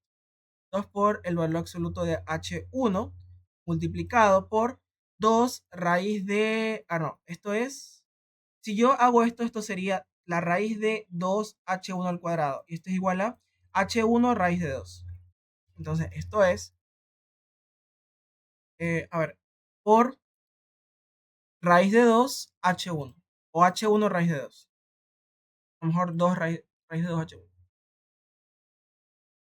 h1. Bueno, en este caso, para quitar el valor absoluto, como sabemos que la raíz de x es igual al a ver, x al cuadrado es el valor absoluto de x. Entonces vamos a dejarlo así para poder quitar este valor absoluto. En este caso sí nos va a importar. Por lo tanto, ¿esto cuánto sería? Esto sería h1 al cuadrado dividido para 2 raíz de 2 h1 al cuadrado. Esto se va y esto me queda 1 sobre 2 raíz de 2. Entonces, así hemos hallado dos límites diferentes. ¿Ok? Entonces, por el teorema de la unicidad del límite, este límite no existe, dado que hemos encontrado dos rutas para el cual el límite no existe, ¿cierto? Para el cual el límite sea diferente. Como el límite no existe, concluimos que f no es diferenciable. ¿Ya? Entonces, aquí hemos hecho por rutas y hemos visto que este límite no existe. ¿Por qué? Porque tenemos dos rutas diferentes para el cual esto me dan dos límites diferentes. ¿Ok? Entonces, ¿alguna duda hasta el momento? ¿Está todo claro? ¿Sí? ¿No? ¿Preguntas? Vamos haciendo esta de acá. Ya estos son un poquito más sencillos. ¿Está todo claro? Por favor, alcen la mano quienes consideran que está todo claro hasta ahorita. Profe, ¿podría Sí. repetir tal vez cómo hacer lo de cuando la función está acotada? ¿Cómo saberlo? Ah, la función está acotada, ya. Esto no siempre va a salir. Para el caso del examen anterior, sí pusieron eso, pero algunos consejos que les puedo dar, porque como tal esto no les enseñan a hacer, Lo que les puedo decir es lo siguiente. Por lo general, el caso en que va a estar acotada va a ser en el cual les tengan una división de funciones. Una división de funciones acotadas no siempre es acotada. Para este caso sí era, pero puede que no sea acotada. Entonces, ¿qué es lo que les recomiendo hacer? Primero, que hagan el valor absoluto de la función g de teta. Hacen este valor absoluto. Este valor absoluto tiene que ser menor que algún valor, algún número, ¿ok? Digamos 4. Entonces, ¿cómo determino si es menor que un número? Pues primero, lo que tienen que hacer es establecer una desigualdad. Para este caso, si tienen, por ejemplo, una división de números, lo que pueden hacer es simplemente quitar este denominador. En este caso, le estoy sumando le estoy dividiendo una suma de números. Recordemos que para todo real, ¿no es cierto? 1 sobre a más b es menor que 1 sobre a, ¿ya? Por lo tanto, esto siempre va a aplicar para cualquier número, valor, función, lo que sea. Entonces, si esto se cumple, entonces si yo le quito, esto tiene que ser menor que esto de acá. Acá lo que hice fue quitarle el coseno y esto va a ser menor que seno de teta por coseno de teta dividido para seno de teta. Entonces, esto que me va a quedar, acá puedo simplificar seno y seno y esto me queda que esto es menor que el valor absoluto de coseno de teta. Ah, pero yo sé que si este valor absoluto de coseno de teta sí está acotado, ¿ok? El valor absoluto de coseno de teta es menor o igual que 1. Y por transitividad, si esto es menor que esto, y esto es menor que esto, por lo tanto, esto de acá es menor que esto de acá, ¿ok? Lo que les recomiendo es siempre intenten llegar o a valor absoluto de seno o al valor absoluto de coseno, que siempre va a ser menor o igual que 1. Y como esto es menor que el valor absoluto de seno o coseno, y esto es menor o igual que 1, entonces ahí sí determinan que por transitividad esto es menor que esto de acá. Y ahí sí llegan a un acotamiento. Esto no siempre les va a salir, no sé si salga en este examen, pero esa es una herramienta general que pueden usar. Hacen valor absoluto de g de teta, hayan alguna desigualdad, ahí ya depende de lo que puedan hacer, pero hayan alguna desigualdad válida, que sea en valor absoluto también, ¿ok? Y esa desigualdad válida, pues lo que tienen que hacer es intentar ver si les queda como coseno o seno, ¿ya? O directamente como alguna función acotada. Y eso, pues ya por transitividad, hacen que sea acotada. Y ahí queda. ¿Ya? ¿Está ahí clara tu duda? Gracias, profe. Ya. Entonces, ahora sí vamos a la 4. Sea z igual g de x, y un campo escalar, dice, es esta función. Acá es teorema de la función implícita. Dice, si 1,1, z sub 0 es un punto que satisface la ecuación dada, deduzca el valor de z sub 0. Entonces, está diciendo que el punto 1,1, z sub 0 satisface la ecuación. Por lo tanto, si yo reemplazo aquí, sería que z sub 0, e elevado a z sub 0, es igual a ¿cuánto? A 1 por e a la 1 menos 1 por e a la 1. Por lo tanto, esto es igual a 0. Es decir, que z sub 0, e a la z sub 0 es igual a 0. Esto se convierte en z sub 0 por e a la z sub 0. Les pregunto, ¿será que de alguna forma esta exponencial se puede convertir en cero? La respuesta es que no. La e a la z sub 0 siempre va a ser diferente de 0 para todo z sub 0. ¿Ok? Que pertenece a los reales. Por lo tanto, esto jamás se puede hacer cero. Es decir, que el único caso en el que esto se hace cero es cuando z sub 0 vale 0. Por lo tanto, ¿cuánto valía z sub 0? Z sub 0 vale 0. Es decir, que el punto que estamos buscando es 1,1,0. Entonces, z sub 0 es igual a 0. Vamos con la segunda. Me dice, justifique si yo puedo definir a z como una función que depende de x, y de clase C1 en una vecinidad de 1,1. ¿Qué es esto? Simplemente el teorema de la función implícita. En este caso me piden despejar a z. El teorema de la función implícita me dice que yo puedo despejar a una variable con respecto a las otras variables si se cumple lo siguiente. Primero hay que dejar expresada esta función como una función implícita. Entonces, primero expresamos, primero expresamos a ver, esta ecuación como una función implícita. Oh, perdón, explícita. No, sí está bien implícita. Entonces, recuerden que una función implícita tiene la forma, por ejemplo, f de x, y, z es igual a alguna constante. En este caso, si pasamos todas las variables a un solo lado y dejamos a todas las constantes dentro del otro, esto me quedaría como eh, y e a la y menos x e a la x más z e a la z es igual a cero. Entonces, ¿esto qué es? Esto es mi f mayúscula de x, y, z es igual a cero. En este caso la constante vale cero. Por lo tanto, ahí sí tengo esta función implícita.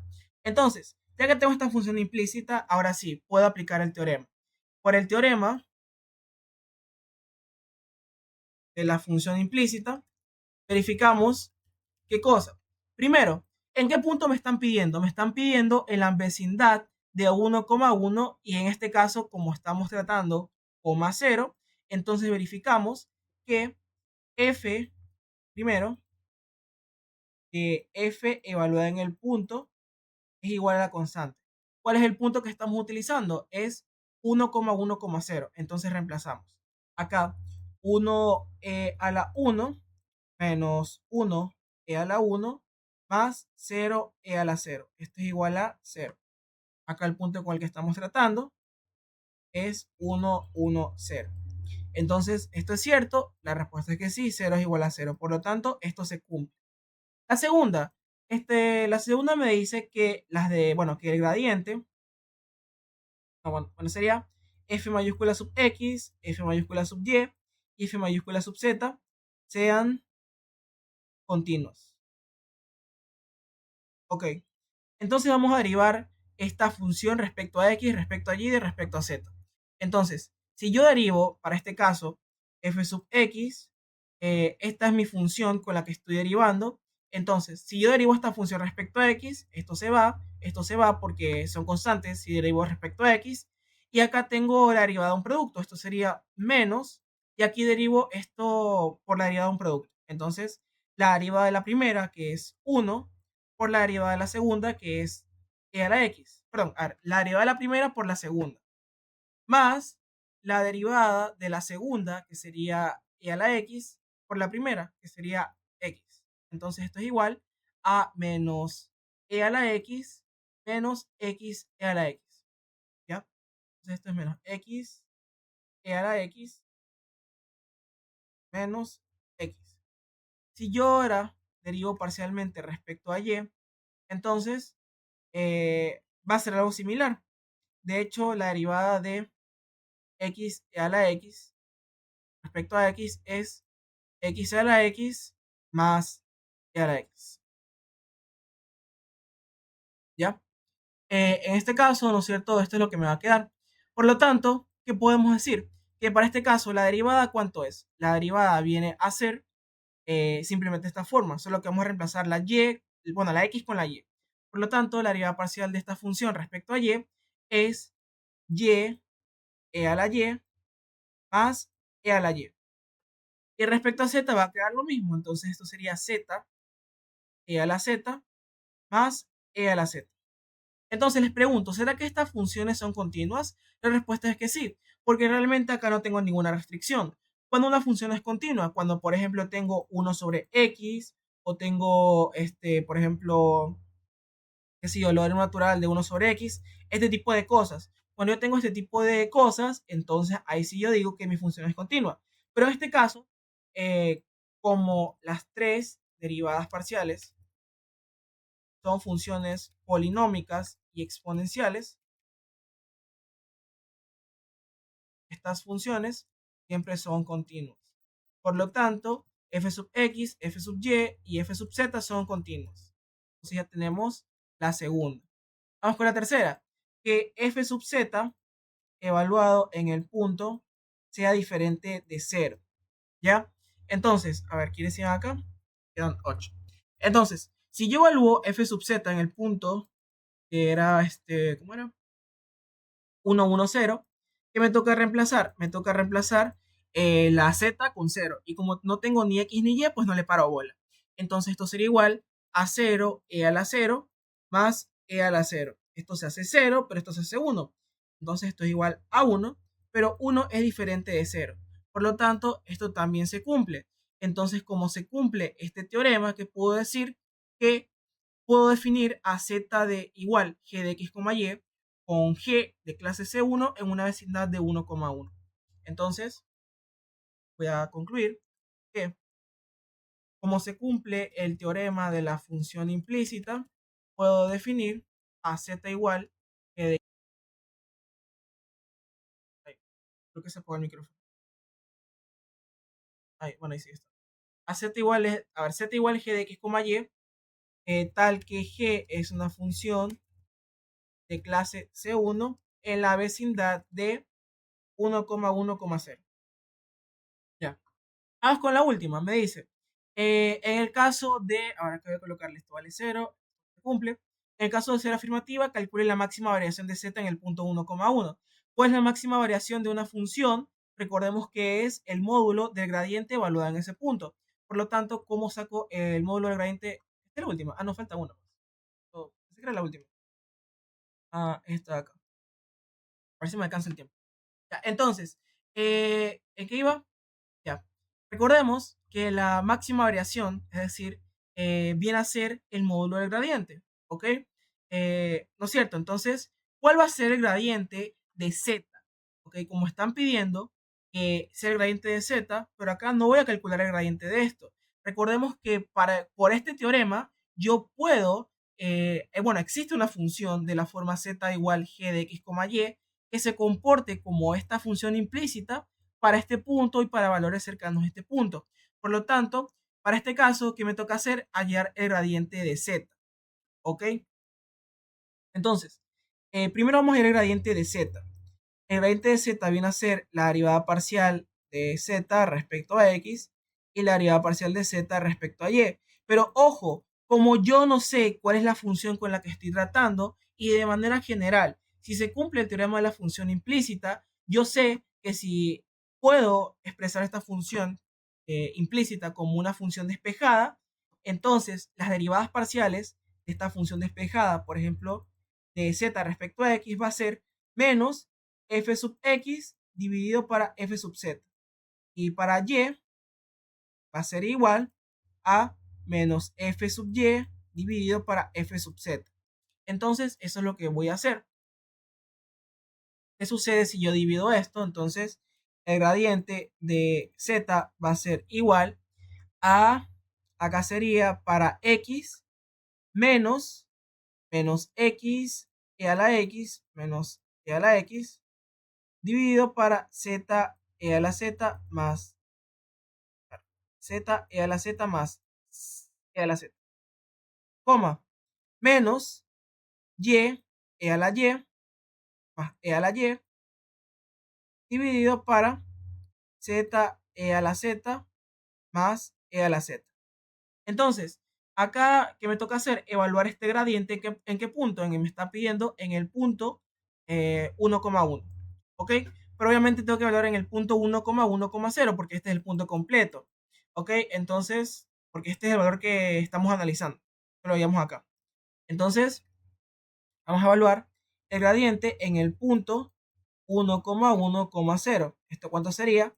Primero, reemplazo x con 1 y y con 1 y z con 0. Entonces esto sería acá menos e a la 1 menos e a la 1 dividido para, ¿esto cuánto me queda? Si lo vuelvo en 0, esto me queda 1, coma, menos, acá sería e a la 1 más e a la 1 dividido para 1.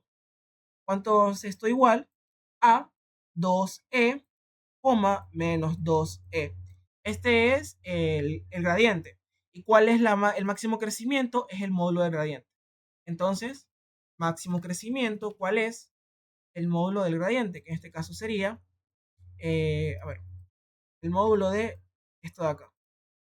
Entonces, ¿cuánto es esto? Esto es igual a la raíz de 2e al cuadrado, o sea, 4e al cuadrado más 4e al cuadrado. Y esto sería igual a 2 raíz de 2e.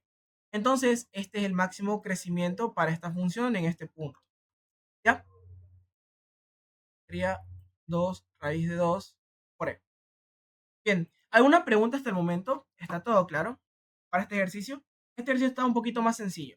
Es aplicar el teorema de la función implícita y reemplazar, ¿no es cierto? Este para el primero y para el segundo. Para el tercero, recordemos que el máximo crecimiento es simplemente el módulo del gradiente, ¿ok? Entonces recordemos, como estoy tratando con una función implícita, como yo no sé cuál es esta función z igual que de x, y, yo sé que como estoy tratando con una función implícita, entonces estas derivadas parciales están dadas de esta forma, ¿ok? Esta forma de acá. Al final, ¿qué me toca hacer? Pues simplemente reemplazar eso. Y luego evaluar en el punto para ver cuál es el máximo crecimiento de esta función. ¿Ya? ¿Está claro? Por favor, alce la mano quienes creen que están claros para seguir.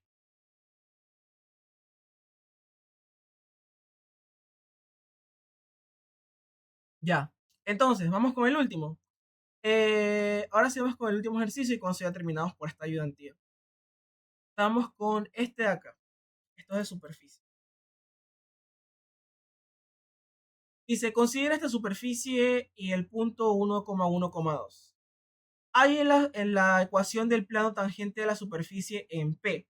Ok, primero, acá tenemos una superficie, bueno, se podría despejar, sí, pero, pues bien, recordemos que de manera general, el vector normal a una función a ver, si el vector normal de cualquier función, sea implícita o no, está dada por la derivada parcial de esta función respecto a x, la derivada parcial de esta función respecto a y la derivada parcial de esta función respecto a z. Este es el vector normal del plano tangente. Entonces, para este caso, ¿quién es mi f de x, y, z? Es precisamente este de acá. Este es el vector, ese es el vector normal del plano tangente. Me piden hallar la ecuación del plano tangente. Entonces, ya tengo el punto, solo me hace falta el plano. Perdón, solo me hace falta el vector normal. Entonces, primero vamos a sacar estas derivadas parciales. Si yo derivo parcialmente a f respecto a x, esto sería la derivada de x cuadrado es 2x y la derivada de x por y es y. Entonces esto sería 2x más y. La derivada parcial de 2z al cuadrado respecto a x es 0. Ahora, si yo derivo parcialmente a esto respecto a y, simplemente este tiene y, por lo tanto sería x nada más, ¿cierto? Y por último, si yo derivo parcialmente a esta función respecto a z, entonces, ¿cómo me quedaría? Como solo este tiene z, sería la derivada parcial de 2z al cuadrado respecto a z, que sería 4z, ¿ya? Entonces, este es el vector normal para cualquier punto de esta función implícita. ¿Ok? Ahora, ¿cómo yo hallo este vector normal? ¿En qué punto? Pues este punto ya me lo están dando.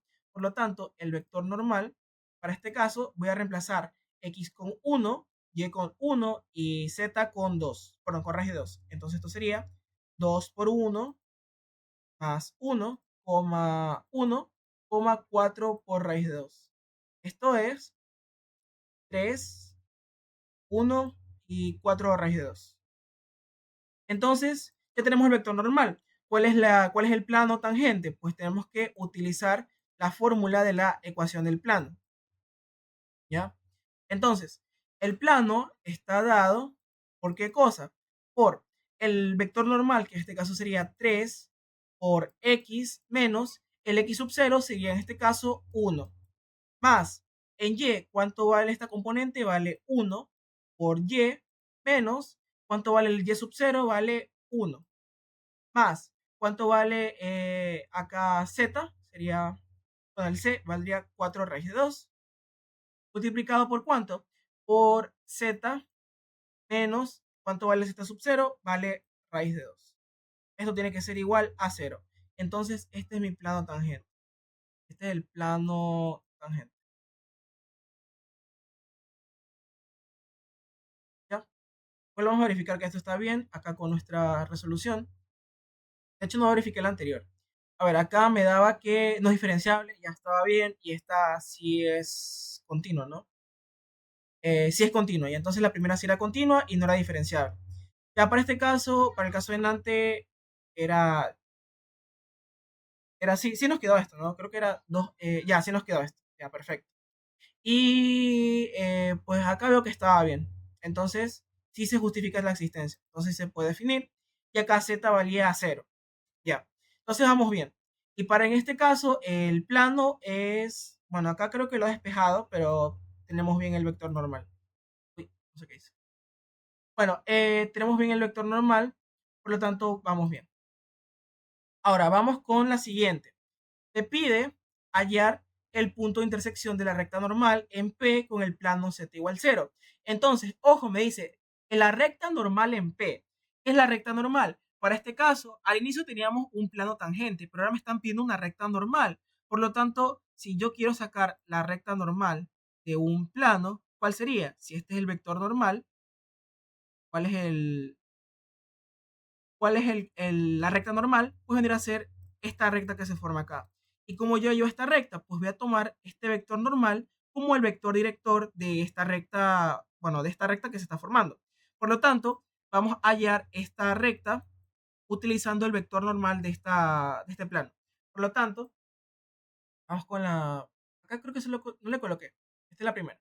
Vamos con la segunda. Por lo tanto, ¿cuál es la recta normal que tenemos aquí? Voy a colocar acá.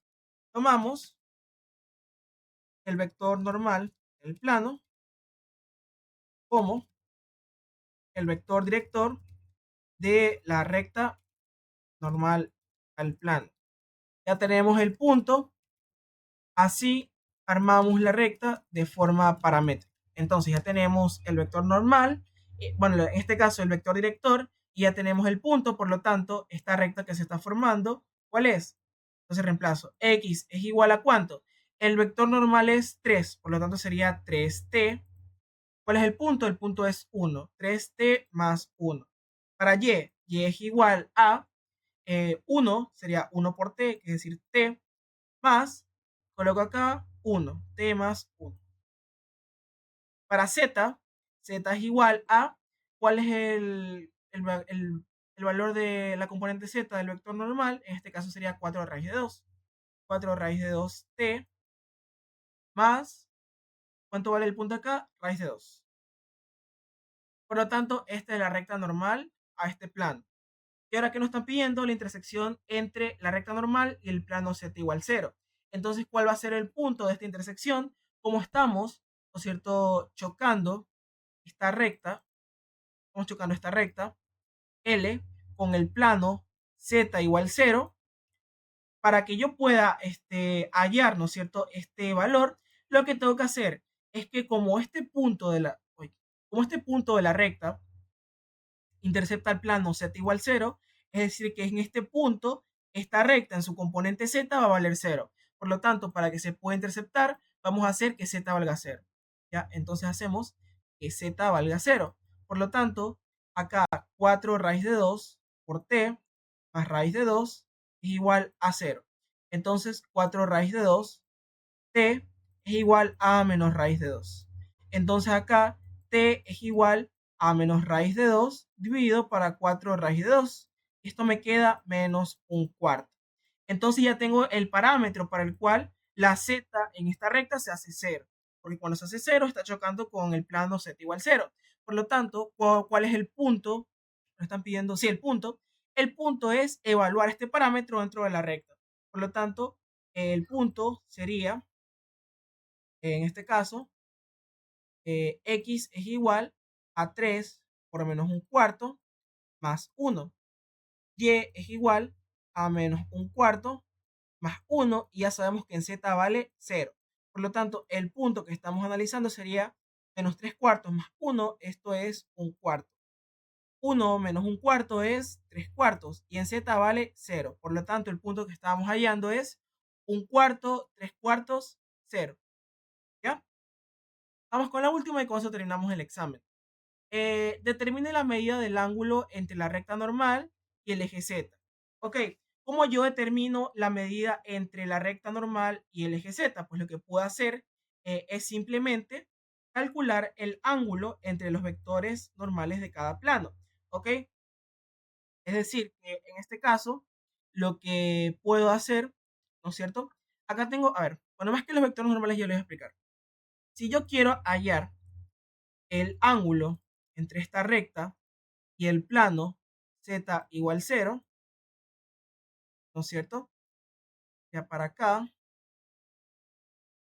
Este es el vector normal de la recta, perdón, el vector director de la recta, y el plano z igual 0, entonces lo que puedo hacer acá es hacer por el... a ver, acá lo que puedo hacer es por el producto punto, por la fórmula del coseno, en este caso tendría que tomar algún vector que pertenezca a este caso a z igual 0, ¿no es cierto? Podría tomar algún vector que haga esto y ahí tendría que hacer el producto punto para yo poder hallar este ángulo. ¿Ok? Entonces vamos a hacer el producto punto, bueno, más bien la fórmula del coseno del ángulo entre los dos vectores. Entonces, ¿qué vector vamos a tomar? Pues el primer vector va a ser el vector director de la recta. En este caso sería este de acá, que es 3 1 y 4 raíz de 2. Ok. Y ahora, ¿cuál recta vamos a usar? Pues para este caso, lo que podemos hacer, ¿no es cierto? Es intentar tomar alguna recta que pertenezca a este plano, ¿no es cierto? Podemos tomar algún vector que pertenezca dentro de este plano, tal que z es igual a 0. Ok, ¿cómo puedo hacer eso? Pues lo que puedo hacer es, por ejemplo, tomar el vector 1, 0, 0, ¿cierto? En este caso, esta recta pertenece aún dentro de este plano, ¿no es cierto? Porque aquí estamos haciendo que el plano z igual sea 0. En este caso, hacemos eso. Igual dejen verificar acá qué es lo que hacen. Bueno, debería quedarnos esto de aquí, ¿ya? Entonces vamos a hacer eso, ¿ok? Entonces, acá hacemos el producto punto con el vector 1, 0, 0, ¿ya? Ahora sí, entonces, ¿cuál es el coseno? Estos dos. Esto vendría a ser, recordemos, el producto punto entre este por este. ¿Sí? ¿Él dijo algo? Sí, no entendí bien por qué escogió el punto 1,00. Ya, acá, en este caso, es porque estamos tomando. Igual, deja verificar, porque creo que este no es el correcto. A ver, para este caso, bueno, sabes que ahora que lo mencionas, a ver, vamos a hacer esto. Ya. ¿Cómo yo puedo hallar el ángulo entre esta recta y este plano? Pues lo que puedo hacer, y ahora que lo dices, eh, entre esta recta y el plano z igual 0, pero sí, en el eje z, ¿ya? Entonces lo que estoy haciendo acá es hallar el ángulo entre esta recta de acá y este plano que está acá. Entonces, bueno, acá si me confundí, no voy a usar el vector 1, 0, 0, sino que en este caso lo que voy a hacer más bien es la proyección de esta recta respecto al plano. Ahí sí sería el ángulo, debería ser el ángulo correcto ahí. ¿Por qué? Por lo que estoy haciendo es hallar. Es como un triángulo, acá se está formando como un triángulo. Acá tenemos el vector director de esta recta y acá tenemos la proyección de este vector sobre el plano Z. Entonces, ahí lo que estoy haciendo, haz de cuenta como que tú tienes un cuaderno, ¿ya? Como que tú tienes un cuaderno que en este caso vendría a ser esta recta y tú tienes una mesa. Entonces, ¿cómo yo podría hallar este ángulo entre la recta y la mesa? Pues lo que podría hacer acá es, ¿no es cierto?, proyectar la sombra del cuaderno sobre la mesa, como que hubiera un rayito, como que le estuviera apuntando un foco por arriba, ¿ya? Entonces me tocaría calcular la proyección de esto y ahí sí yo puedo hallar el ángulo entre estos dos vectores. También se lo podría hacer, ahora que lo veo, por, ¿cómo es que se llama? Hallando el módulo de esto de acá, el módulo de esto de acá, pero creo que sale lo mismo, que saldría lo mismo. Pero la idea, la siguiente, y es que si yo quiero hallar el ángulo entre este vector director y el plano, tendría que proyectar este vector director sobre el plano. Ahí sí yo obtendría un vector director, ¿cierto? Y sí yo exactamente cuál es el ángulo entre este y este. ¿Ya? Ahí sí me confundí, no era el 1, 1, 0, 0, sino que era la proyección. La proyección de D sobre Z, ¿ya? Entonces vamos a hallar la proyección de D sobre Z. cuál es la proyección de D sobre Z. En este caso, cuando yo aplasto, ¿no es cierto? Cuando yo aplasto D sobre este vector D sobre Z, lo que estoy haciendo es que esto se está convirtiendo en cero. Por lo tanto, lo que voy a multiplicarle es el vector 3, 1, 0. Porque esta sería la proyección de D sobre Z. ¿Ya? ¿Está claro esa parte? Ujú. Forma un vector con dos puntos que pertenecen al plano Z igual 0. Eh, también se podría hacer, sí, también se podría hacer otro, pero es que en el caso de Nantes no funcionaba porque, verás, suponte que tú tenías esta recta de acá, pero suponte que tenías, bueno, yo también podría funcionar, pero no, porque, a ver, suponte que tienes esta y esta recta de acá. Entonces el ángulo sería este, ya no sería como en el triángulo, sería ya no sería este de acá, este es el ángulo que estoy buscando, no estoy buscando este ángulo de acá, entonces no puedo colocar cualquier vector porque puede variar, ¿ya? Entonces estoy aquí sacando la proyección de este vector respecto al eje Z. Entonces que lo que estoy haciendo es simplemente lo estoy aplastando. ¿Y qué obtengo? Como estoy aplastándolo sobre el eje Z, simplemente obtengo esa proyección, ¿ya? Entonces en ese caso sería esto dividido para D por este vector de acá. Ahora, también puedo hacer esto, pero otra cosa que podría hacer es la recta, este vector sea unitario. Así directamente me deshago de esto porque el módulo de este vector sería 1. Entonces vamos a usarlo con un vector unitario, ¿ya? Vamos a usar un vector unitario que sería, para este caso, eh, ahora el módulo de esto es 3 cuadrados más 1 cuadrado, esto es igual a raíz de 10. Por lo tanto, el vector unitario sería 3 sobre raíz de 10, 1 sobre raíz de 10 y 0. ¿Ya? Entonces esto sería igual. Vamos a utilizar este vector unitario. Así nos hacemos el módulo. ¿Ya? Y entonces, un segundito. Ya, ahí sí. Entonces, ahí hacemos este producto. Sería 3,1, 4 raíz de 2, producto punto por 3 raíz de 10, 1 raíz de 10, 0. Dividido para el módulo de esto de acá. En este caso, esto debería ser el módulo de D. Esto sería 1 porque esto es un vector unitario. Entonces acá sería simplemente 3 al cuadrado más 1 al cuadrado más 4 raíz de 2 al cuadrado. Entonces, ¿cuánto es esto? Esto vendría a ser, a ver, eso es sentido, ya. Esto es 3 por 3 sobre raíz de 10. Esto es 9 sobre raíz de 10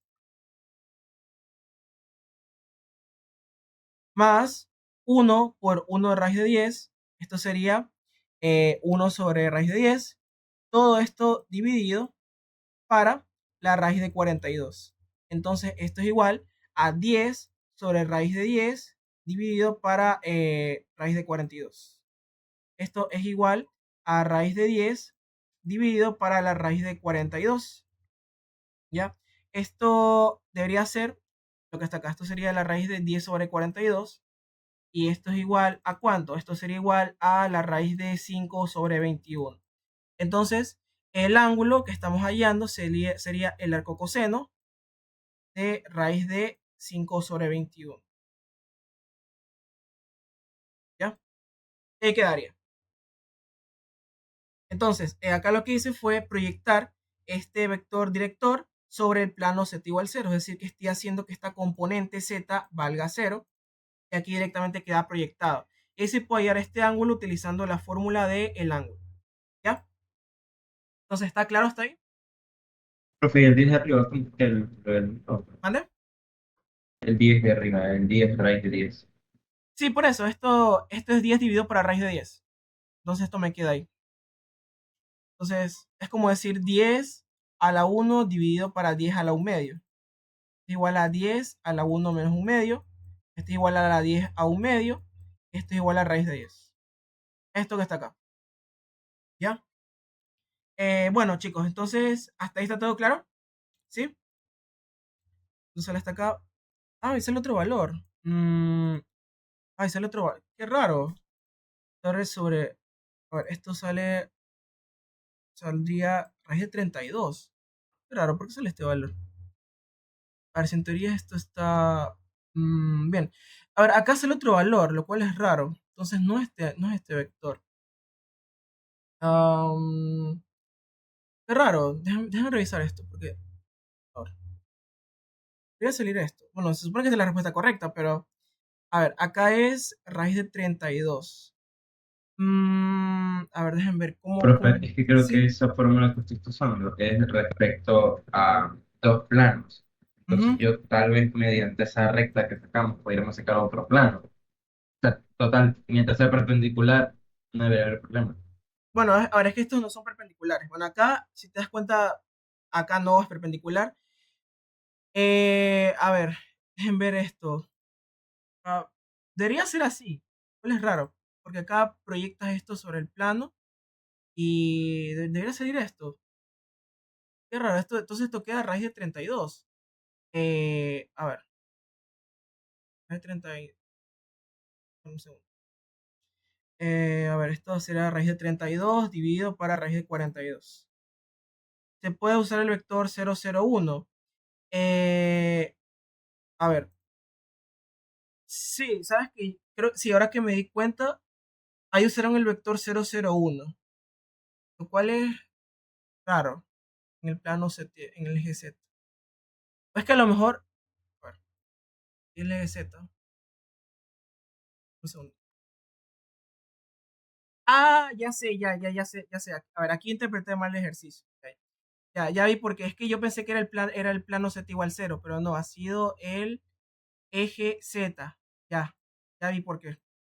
Entonces era sobre este eje de acá. Ahí sí.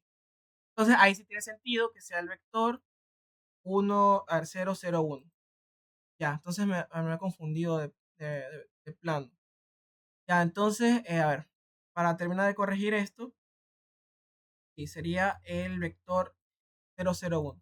Eso, no sé por qué pensé, pero pensé que era el plano z igual cero. Bueno, ah, entonces, ¿qué vector vamos a utilizar? Sería el vector 001. Y este vector si es unitario, por lo tanto, acá sería 001 por 001. Y ahí sí, esto queda, ahí sí queda 4 raíz de 2.